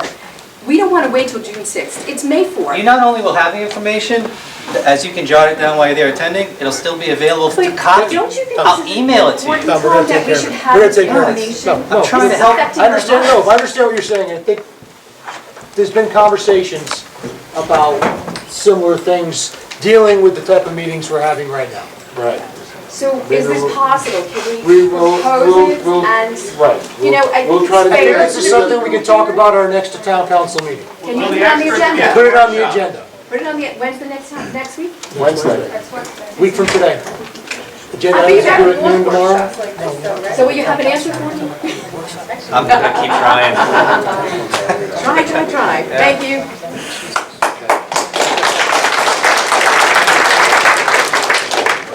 Stacy Sleekis, I live at Old Walnut Lake Road. This is Dan Wood. I had emailed you in regards to property value assessment because our mortgage is $70,000 underwater, and we're concerned about that if we want to get out if the power plant goes in. You responded to me and you said that the property value agreement we have been working on is not complete. And these are your words.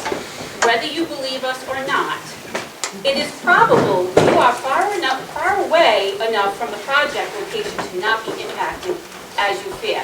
So we've just heard that Invenergy has disclosed that the severely impacted radius is 3 miles, and I'm 1.5 miles away. So how can we trust that you have our best interest at heart when clearly I'm in the severely impacted area and you're saying I'm not? Well, again, it's a matter of opinion. I mean, I've been... Where do you live? Oh, my God. No, They have in the application, how are you negotiating when you're not even looking at what the impacted area is? So how are you negotiating property values?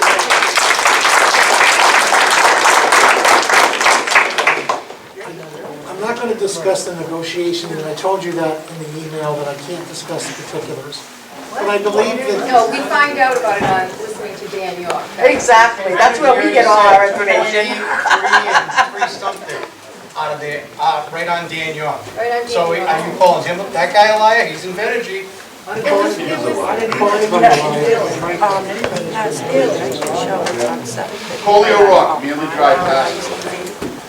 As far as the abutters are concerned, throughout this whole project, whether it's a water line, sewer line, electrical transmission line, air pollution, what have you, with that plant, they all should be considered abutters. Yes. We're all abutters in this. As a board, you need to protect our property values. You need to make sure that we're going to be made whole should this plant come through.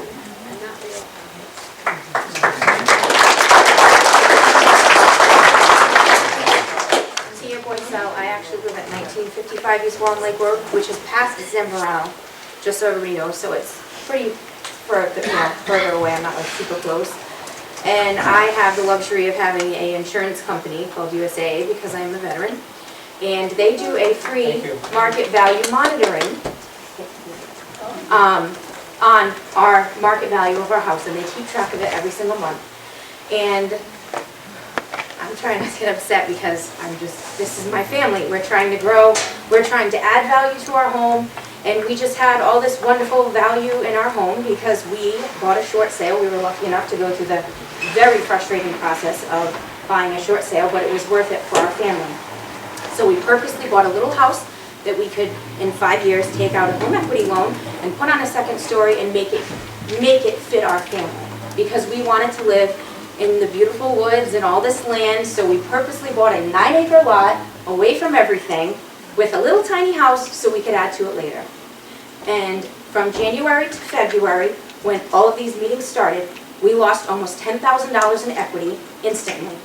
And from February to March, it says right on my little website, your market value went down $40,000. $40,000. I don't even live within a half a mile of that. I live almost on the Douglas line. All I could do was call I'm almost 35 years old, but the first thing I did was call my mother and cry. Like, it's not even in yet. And almost $50,000 in market value we lost on my house. Like, what's going to happen when it's in? I'm going to lose all of it and some and be underwater. All of us. I know. Everybody. And I'm so tired of hearing, oh, it's not going to affect anything. Oh, it's not really. And if not Energy that says big that deal. it's not going to affect anything, but I'll tell you they lied, because I'm going to give you a little bit of personal information. My husband and I hired an appraiser to come in and appraise our house so that we can have an appraiser before the plant comes in.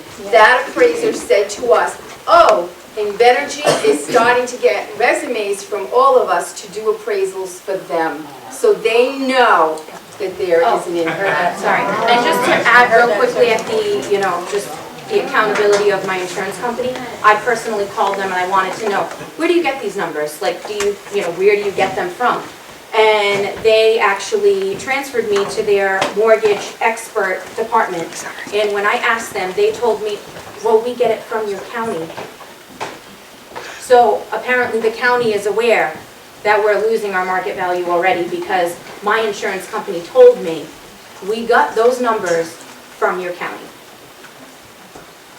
Thank you.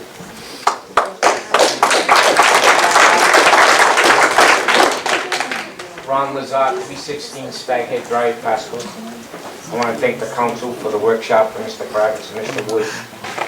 I just want to speak to all my neighbors. Our biggest problem is the government for this.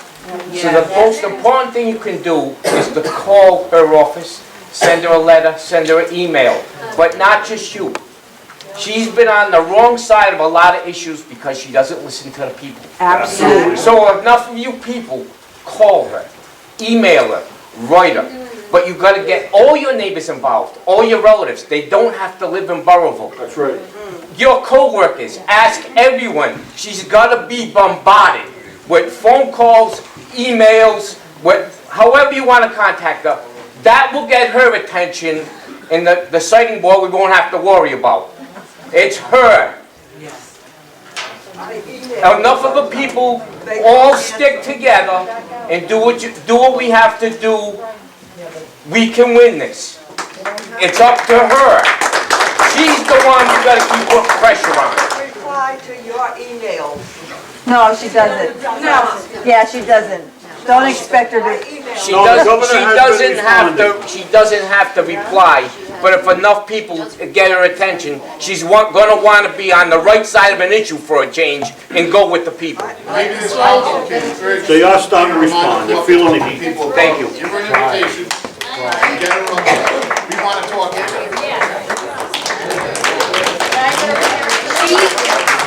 Ramundo said on Channel 10, I believe it was 2 weeks ago last night. I posed the question. You did? I did. And did she not say that she would meet? Yes. Listen to us. But not only did she say that, I followed up. And I sent her a message asking her, are you still planning to come to Burrillville? She said, you'll have to talk to my advisory board. You can't trust the governor. I mean, you understand why you see Trump signs everywhere, because no one trusts the government anymore. Mr. Kravitz, do you remember the other night, I believe you asked Invenergy experts about the air pollution. Do you remember their response? I think so. The question about when I asked if they're based on regional statistics? Right, and it was a question on, what's going to be put into the air. Yeah. They did not answer you. He said, oh, you're already breathing stuff from Massachusetts. They skirt answer, and anytime any of you ask anything, if you have the opportunity, you've got to keep after them. Yeah. I wish that you kept dogging them. You didn't answer my question. You didn't because you got, we know they're liars. You know that from, it's like, how many of you have teenagers or had teenagers? And your teenager wants to go to a party, and they tell you all the great things about this party, but they make sure they leave out the stuff you don't want to hear so they can go. That's what Invenergy's doing. That's quite obvious. We have to dog them. And if they don't give a straight answer, we have to keep after them and just keep answering. You didn't answer my question. I asked this. Please don't let them off the hook again.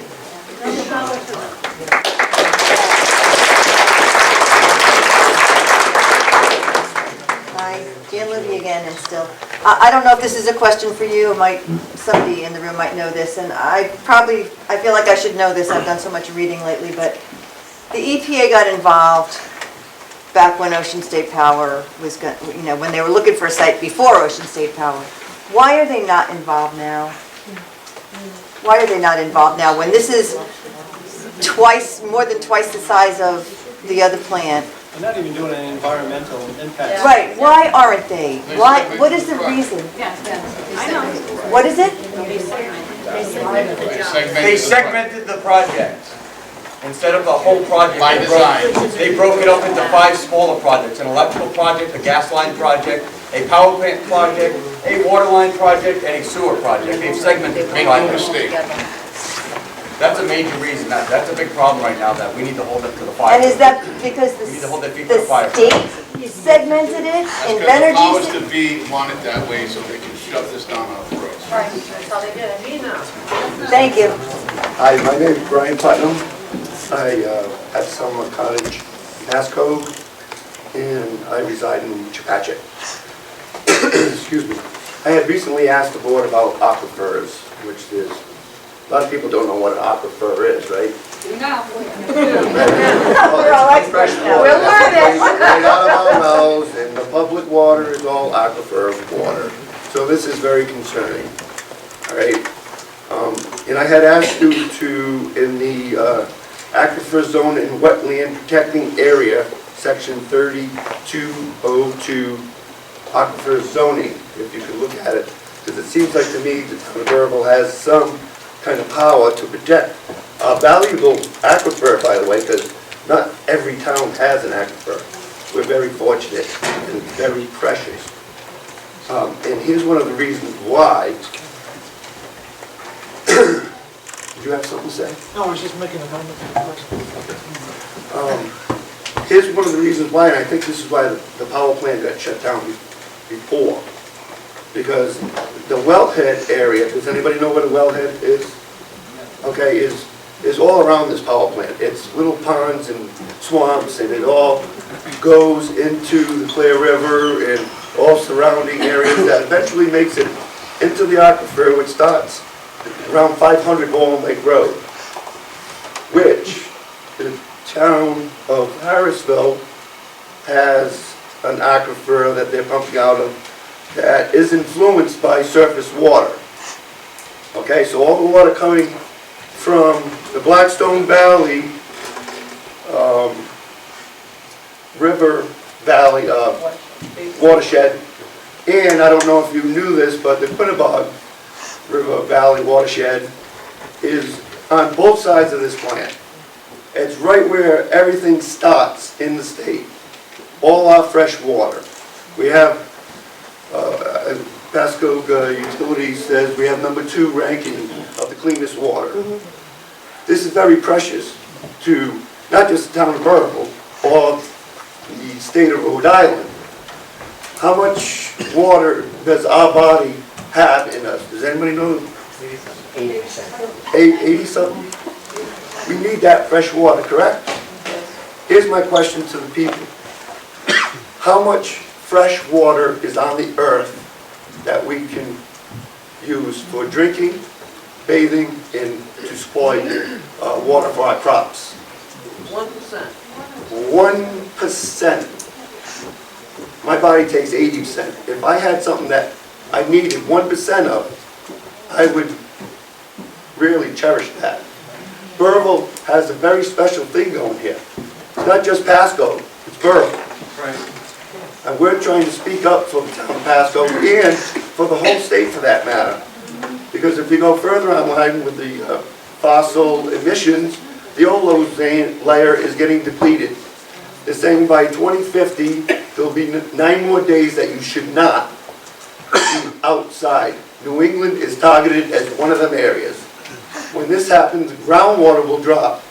Over the last 10 years, there's been estimate that groundwater has already dropped 1 foot, which the Harrisville well is in that kind of system. The Pasco well is not. It's in granite, like our wells around our house.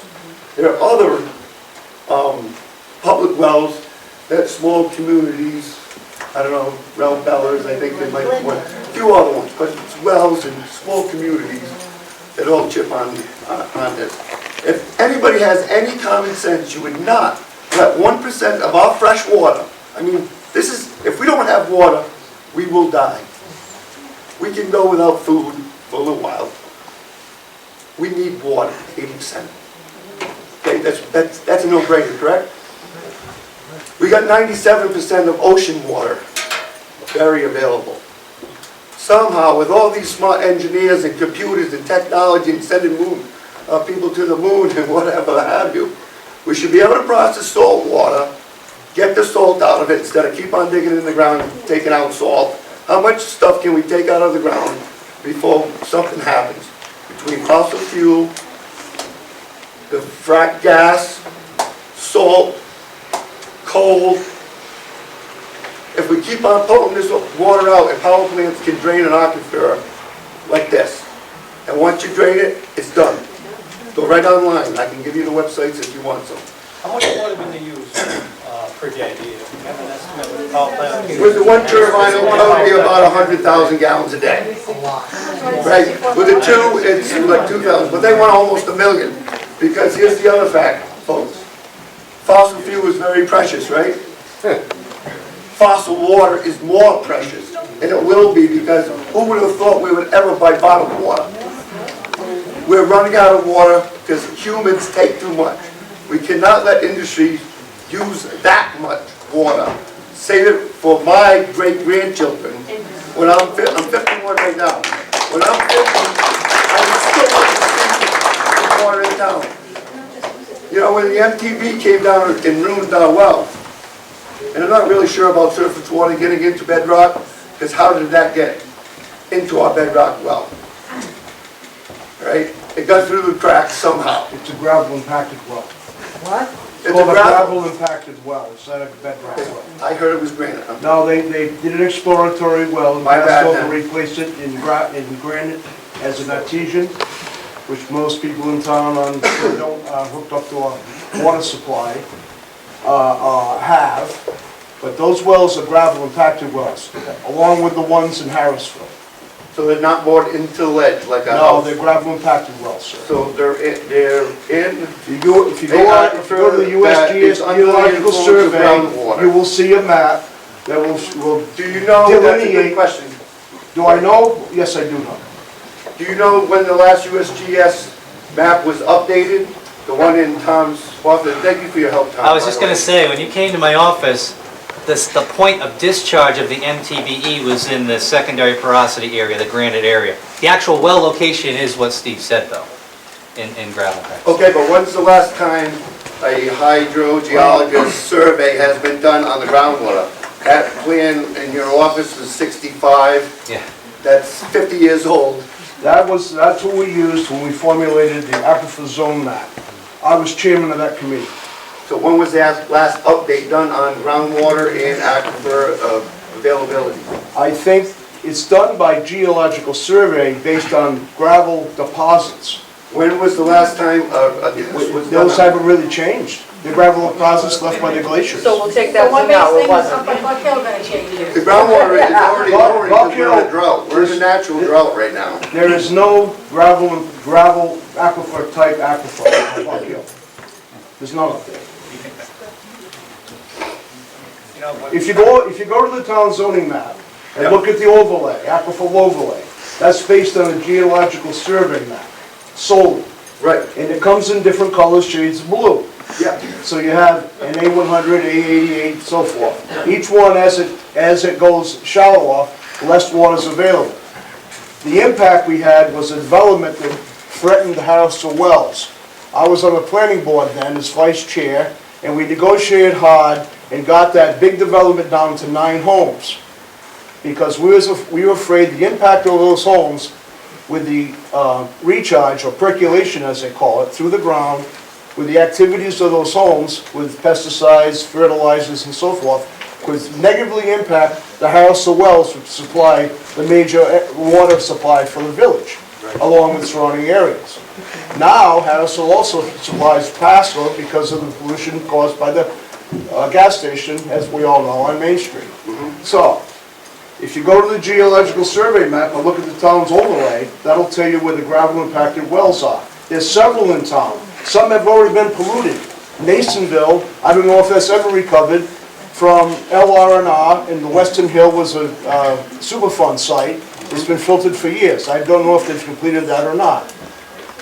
As far as the USGS survey, I don't believe it's been updated since 1965, and that's what we tried to do the best job we could to protect our water supply. So you really don't know when the last time the USGS has 65, to my updated knowledge, that was the report? last time it was updated, yes, sir. There's certainly been, 1965. I believe so. There is new ways of doing it now from satellites that is more accurate. Before we would do this crazy thing and Well, steal sir, our are you 1% of suggesting water. that we have a town do a satellite survey? I mean, we can Before I would do let this big power plant in, somebody should, make Invenergy do it. Didn't we just discuss $100,000 how fast we use it for experts? You can tell them if they want to get here, make them do the survey. Well, we can tell the Energy Siting Board The other thing I'd that. like to know We is, can tell the Energy Siting Board that perhaps. the other thing I'd like to know is, you're talking about this aquifer and everything. When we drill wells, we're in ledge. You're Yeah, it's saying, an artesian. you're right, you're saying then they're going down below that and No. finding gravel? No. They're getting gravel from the top. Yeah. If they're getting gravel Some of or the water from deposits the are as top, far as 60 feet deep.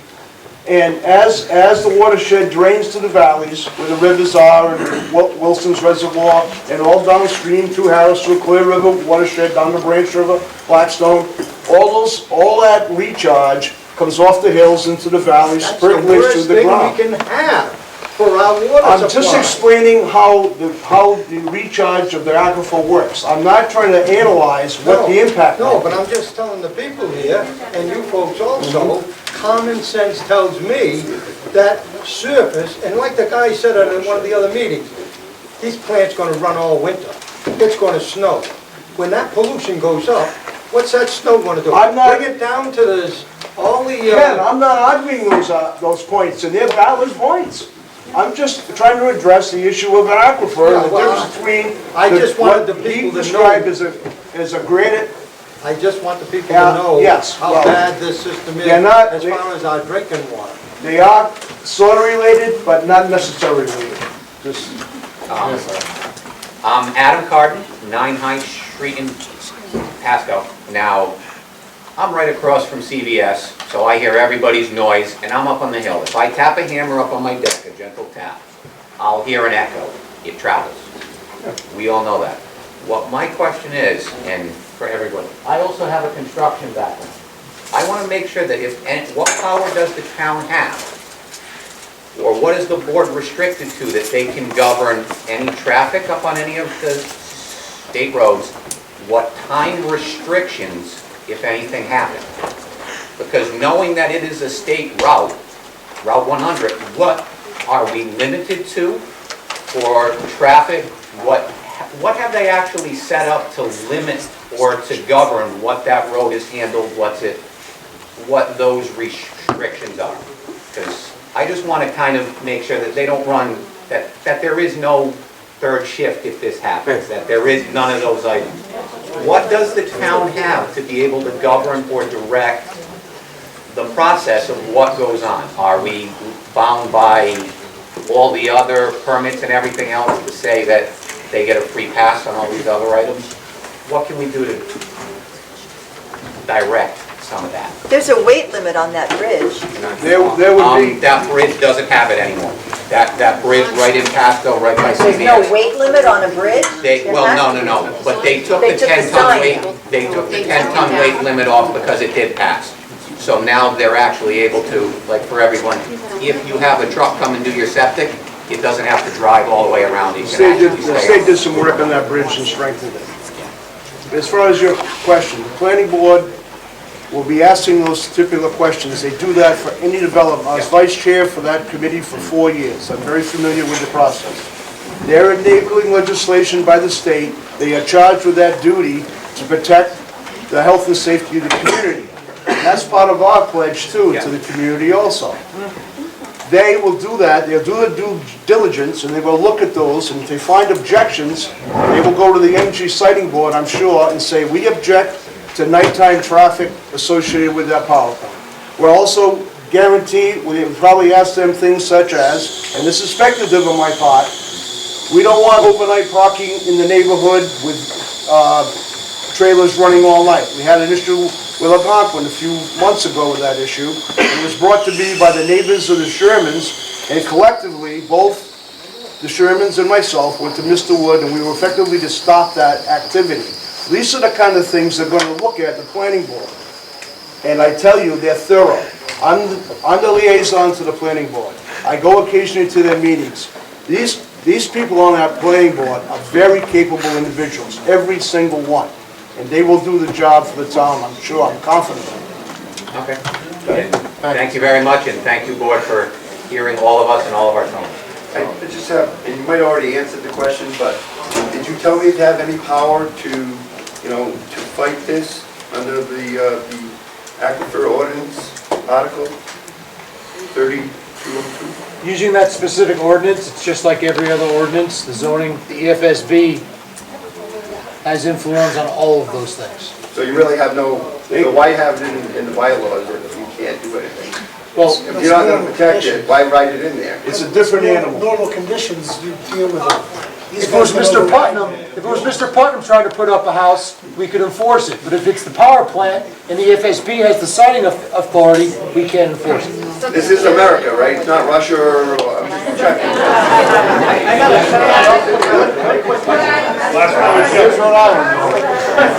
Another- Does that offend you, like it offends me? Of course it does, Bob. I mean, it does, right? Sometimes I feel on the council, my hands are like this with all the mandates we get from the state as far as budgeting the school and everything else. We can't even line item the school. We can hardly question anything they spend. All we can affect is the bottom line. And we have to sign the budget every year for that. There's clean, Well, let there's me- nuisance laws that protects me as a landowner. There's It only applies to- environmental it applies to laws, 99 water running through my property and protected. Bob, it And now applies to taking away- 99% of everything that comes in the town, but unfortunately, power plants are excluded. Well, I'll tell you, we're all offended. Well, I don't blame you. That's putting pressure I have on another Gail. question. Cynthia, again, Cherry Farm Road. So we know that this water is going to go into the cooling system. Stand here back here. Okay, Sorry, I talking can't about the water going through the system, the plant. Who from our town is going to be monitoring that this water is purified and that the chemicals will be removed? And I don't want to hear Ms. Nealon say, 99%, we all know that that's not accurate. Who from our town will be monitoring this? We need to know. Do we have someone? Sewer department. Is that accurate? Is that true? It's going to send the affluent back to the sewer department. There will be a discharge permit issued by the sewer commission if this is a go. There'll be a discharge permit issued to the company if it's a go, that will have parameters in it for which they can discharge into the sewer system. That's monitored by the sewer commission staff, and then if they violate that, then there are penalties for that. $100 fine. But I'm asking, okay, you all live there. This is not uncommon, though, that any business like Daniel Prosciutto or any big company that discharges and has a pre-treatment permit has the same scenario that this company will have. But they're not using water contaminated. Exactly, that's my Well, yes, they question. are. Sewer is contaminated water. But It may not be It's not MBTE water. I'm not suggesting it's not, but it is contaminated water and it's monitored, so. But that contamination won't kill you, a drop of this will, or will affect all of us, and one of us, or some of us, will get cancer. So there's a moral question here I've got on the table. Is it the sewer plant that's going to monitor this for us? Because in the event this is built, we have to protect ourselves, and that's The your sewer- job as our representative. The sewer department, the sewer commission is monitored by the EPA and DEM repeatedly. But we can't get them... But- Let me finish. Okay. Now, whether or not everybody's too happy about the use of the MBT water or not, they have standards they have to live by for every kind of chemical. We just had to give them a grant for like, what, $20 million for an upgrade to bring down phosphorus and copper to a level which is almost unmeasurable out of mandates from the governments, either DEM or EPA.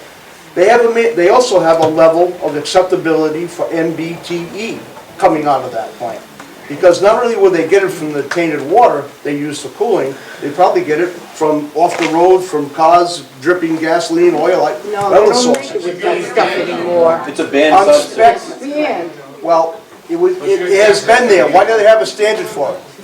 But it's banned now, but okay. They we're have a gonna standard use the for water it, that is but they have a contaminated. standard for it. I understand that, but you Okay. understand what I... So you asked the question, I tried to give you the best Just answer. let Okay, me, I appreciate the that. sewer treatment process, there's a discharge permit that the federal government issues at the end of the line for what goes into the river down by the sewer treatment plant.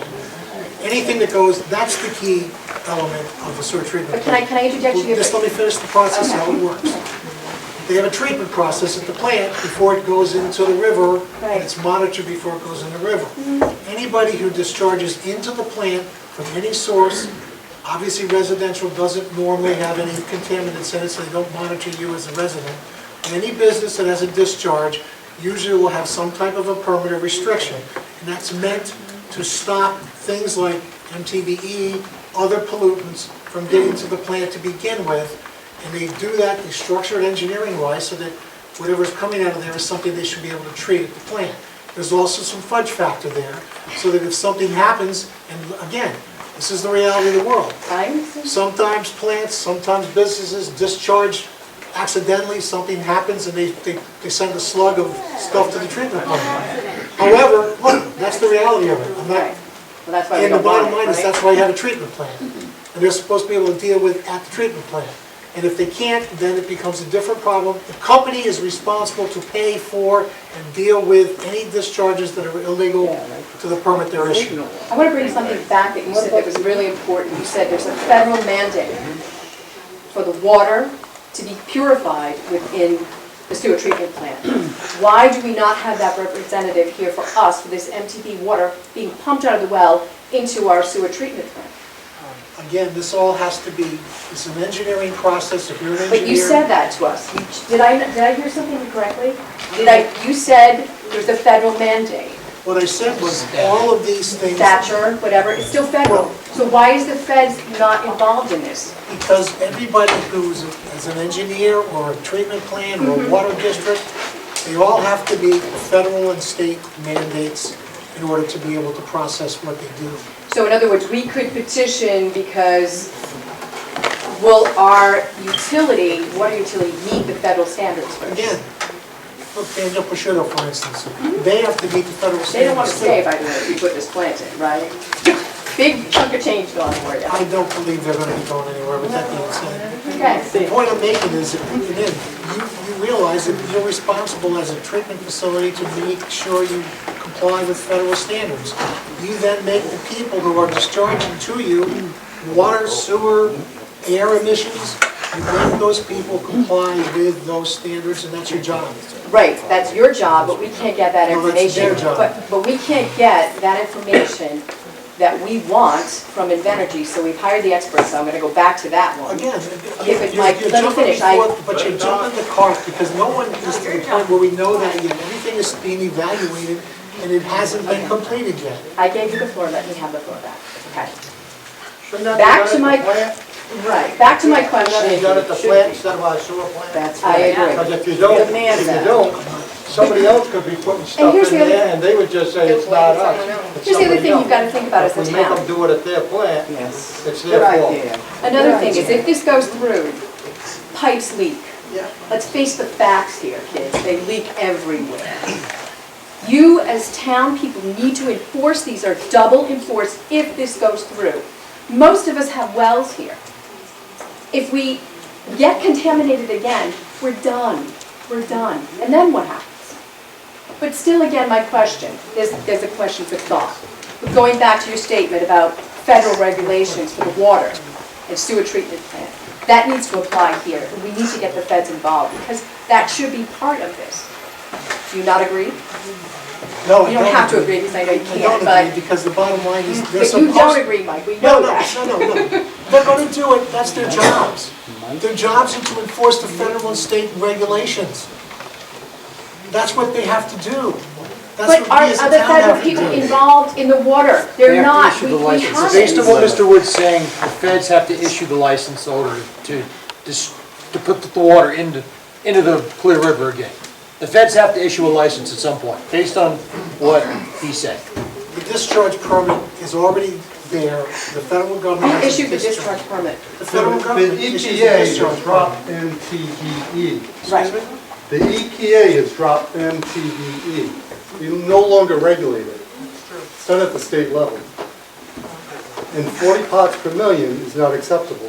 40 parts per million is the odor and taste point. So when you're talking about drinking water versus drinking water, processing. but this same water, they're looking to tap into and send it up to that power plant. So the parts per million has to be eliminated. Santa Monica, California Mr. Nyland had mentioned, was a success story. And it wasn't really a success in the sense that they can filter it out. There's a lot of remediation going on. And it went on for about a 12 to 14 year period before they finally got a well that they could clean. Wastewater treatment facilities do not clean out MTBE. It's done through an activated carbon filter process. It's very lengthy and it doesn't remove it all. It has to be done over and over again. There is nothing out there. Activated carbon, they use coconut shells for the activated carbon. It's virgin, they can't reuse it. It goes out to a treatment facility and gets reused in other industries. It's a long process. And to take that MTB and transport it up to that facility and use it as steam to cool the turbines, you're inducing it back into the atmosphere, and the EPA had banned that. Look, I don't want to get ahead of you, but that's what's being reviewed now. All of that process you're talking about is being reviewed by our experts, and Invenergy has made their pitch. We're looking at that stuff. We don't know what the answer is yet. But there is no acceptable level, is what I'm That's getting not at. exactly true, and I'm not going to argue. Listen, Santa Monica, California would not allow a spigot to be turned on until all detectable levels are gone. Well, how about I propose this? All right? Well, okay. We're going to continue these workshops. I mean, this is dragging out a little bit here. So we're going to continue these every other week. We have, well, I know that. That's why we're doing We're it. gonna kill our kids if. That's why we're doing it, okay? That's why I'm here. I live here too. My kids live here too. We all live here. I'm glad to hear it. Right. Just tell us you're not gonna move in 3 years when this thing is built. No, It is. I'm not, I plan on dying. We want you to come and enjoy this with us. Right. So, well, how long, if I can, because the sewer department isn't under our control, if I can get the sewer department and maybe Pasco Utility, the Pasco Utility District, Mr. Kirkland, to show up at the one we're gonna have 2 weeks from now, the 18th, at the Assembly Theater. Okay. The workshop there, How many- discuss these How many specific. people can fit in there? 360. Ooh, okay, so here's my proposition. I love it, I'll take it, but I'd like to. There's 100 seats here tonight. Okay, that's good. But I'd like to add on. 150 people showed. No, right. That's right. So I'd like to add on a little, It's 360 at this time. if I may add on a little. At that point, I know you're gonna have the PUC. Well, I'll try. You're gonna try. I'm gonna ask them if they can be. Why there. not And have our Mr. Kirkland's experts? already offered, so you will be. Why not have our panel of experts that we've hired? If I can do that too. One or the We other. would love that, because you're going to have a quorum, you're going to have people there, kill all the birds with one stone, right? Well, having all the experts there. Excuse my at the- pun, but- Well, having We're all already the able to experts do there at the same meeting that we're gonna talk MBTE. Yeah. I think the MBTE question is gonna take up a whole night's worth of I conversation. agree with you. So my Second thought was with the experts is we could do that on the June 1st meeting, prior to the June 6th meeting. Okay, she's taking the notes, right? So Right. So that was my thought, because we'd have June 1st, we'd have, a few days to talk. So can you advise your experts that you've hired from the town, that we need this information, no delays, right? We want it for that meeting. I will If make not that sooner. request, I'll make that request tomorrow. If not sooner, because then they're going to meet with the Invenergy experts on the 6th. The meeting with the planning board. But at that point, The there's applicant has a right to go. I was gonna Clarify say that. something here. Okay, go ahead. That might or might not put you at ease a little bit. The plan, because Invenergy that night at our meeting, at the pre-app meeting, brought up the Santa Monica remedy, that becomes part of the record. The first thing that went off my head, when we interface with the PUD Yeah? to confirm Invenergy's intention to put a water treatment plant on the front end, right at the wellhead, to vet out the solutions that they used in Santa Monica and see if they're going to use the same thing here. And we would do that through Tom Hebner, who was our MTBE guru for that. So I was going to do exactly what you recommended. And make sure that the planning board has that discussion for their June 6th meeting. But they should have it before they, right. okay. All right, I deliver the packages, I think, a week prior. Okay. Just so that they can catch up, because there's going to be a lot of information. So, There okay. is. That's great. I'll look for the meeting minutes tomorrow on the website, right? Thank you. Anybody else? I'd just like to say a little something. Okay. Lorraine Savard, 76 Emmett Street, not in Burrillville, not from around here. I know a law can be made, can be created at the State House to slow this process down. This is how the fossil fuel industry gets things through. They rush, rush, rush, rush, rush. So a simple law to say, whoa, that's all is needed, and it can be done. You cannot do it, but you can ask your state reps, your senators, your family's state reps. Doesn't have to be from Burrillville. It can stop this stinky process down. That's all I'm gonna say. Are you from Rhode Island? Yes, Central Falls. Have you heard of Rhode Island corruption? Oh, yeah, I heard of that today. It's making Somebody me resigned laugh. yesterday. You're dreaming. Okay, everybody, I really appreciate you all coming. We have a regular council meeting next Wednesday. Look for the agenda, it should be published tomorrow night, and then we'll have another forum like this on the 18th at the Assembly Theater in Harrisville, and that agenda will be posted too. Thank you. Thank you. Thank you.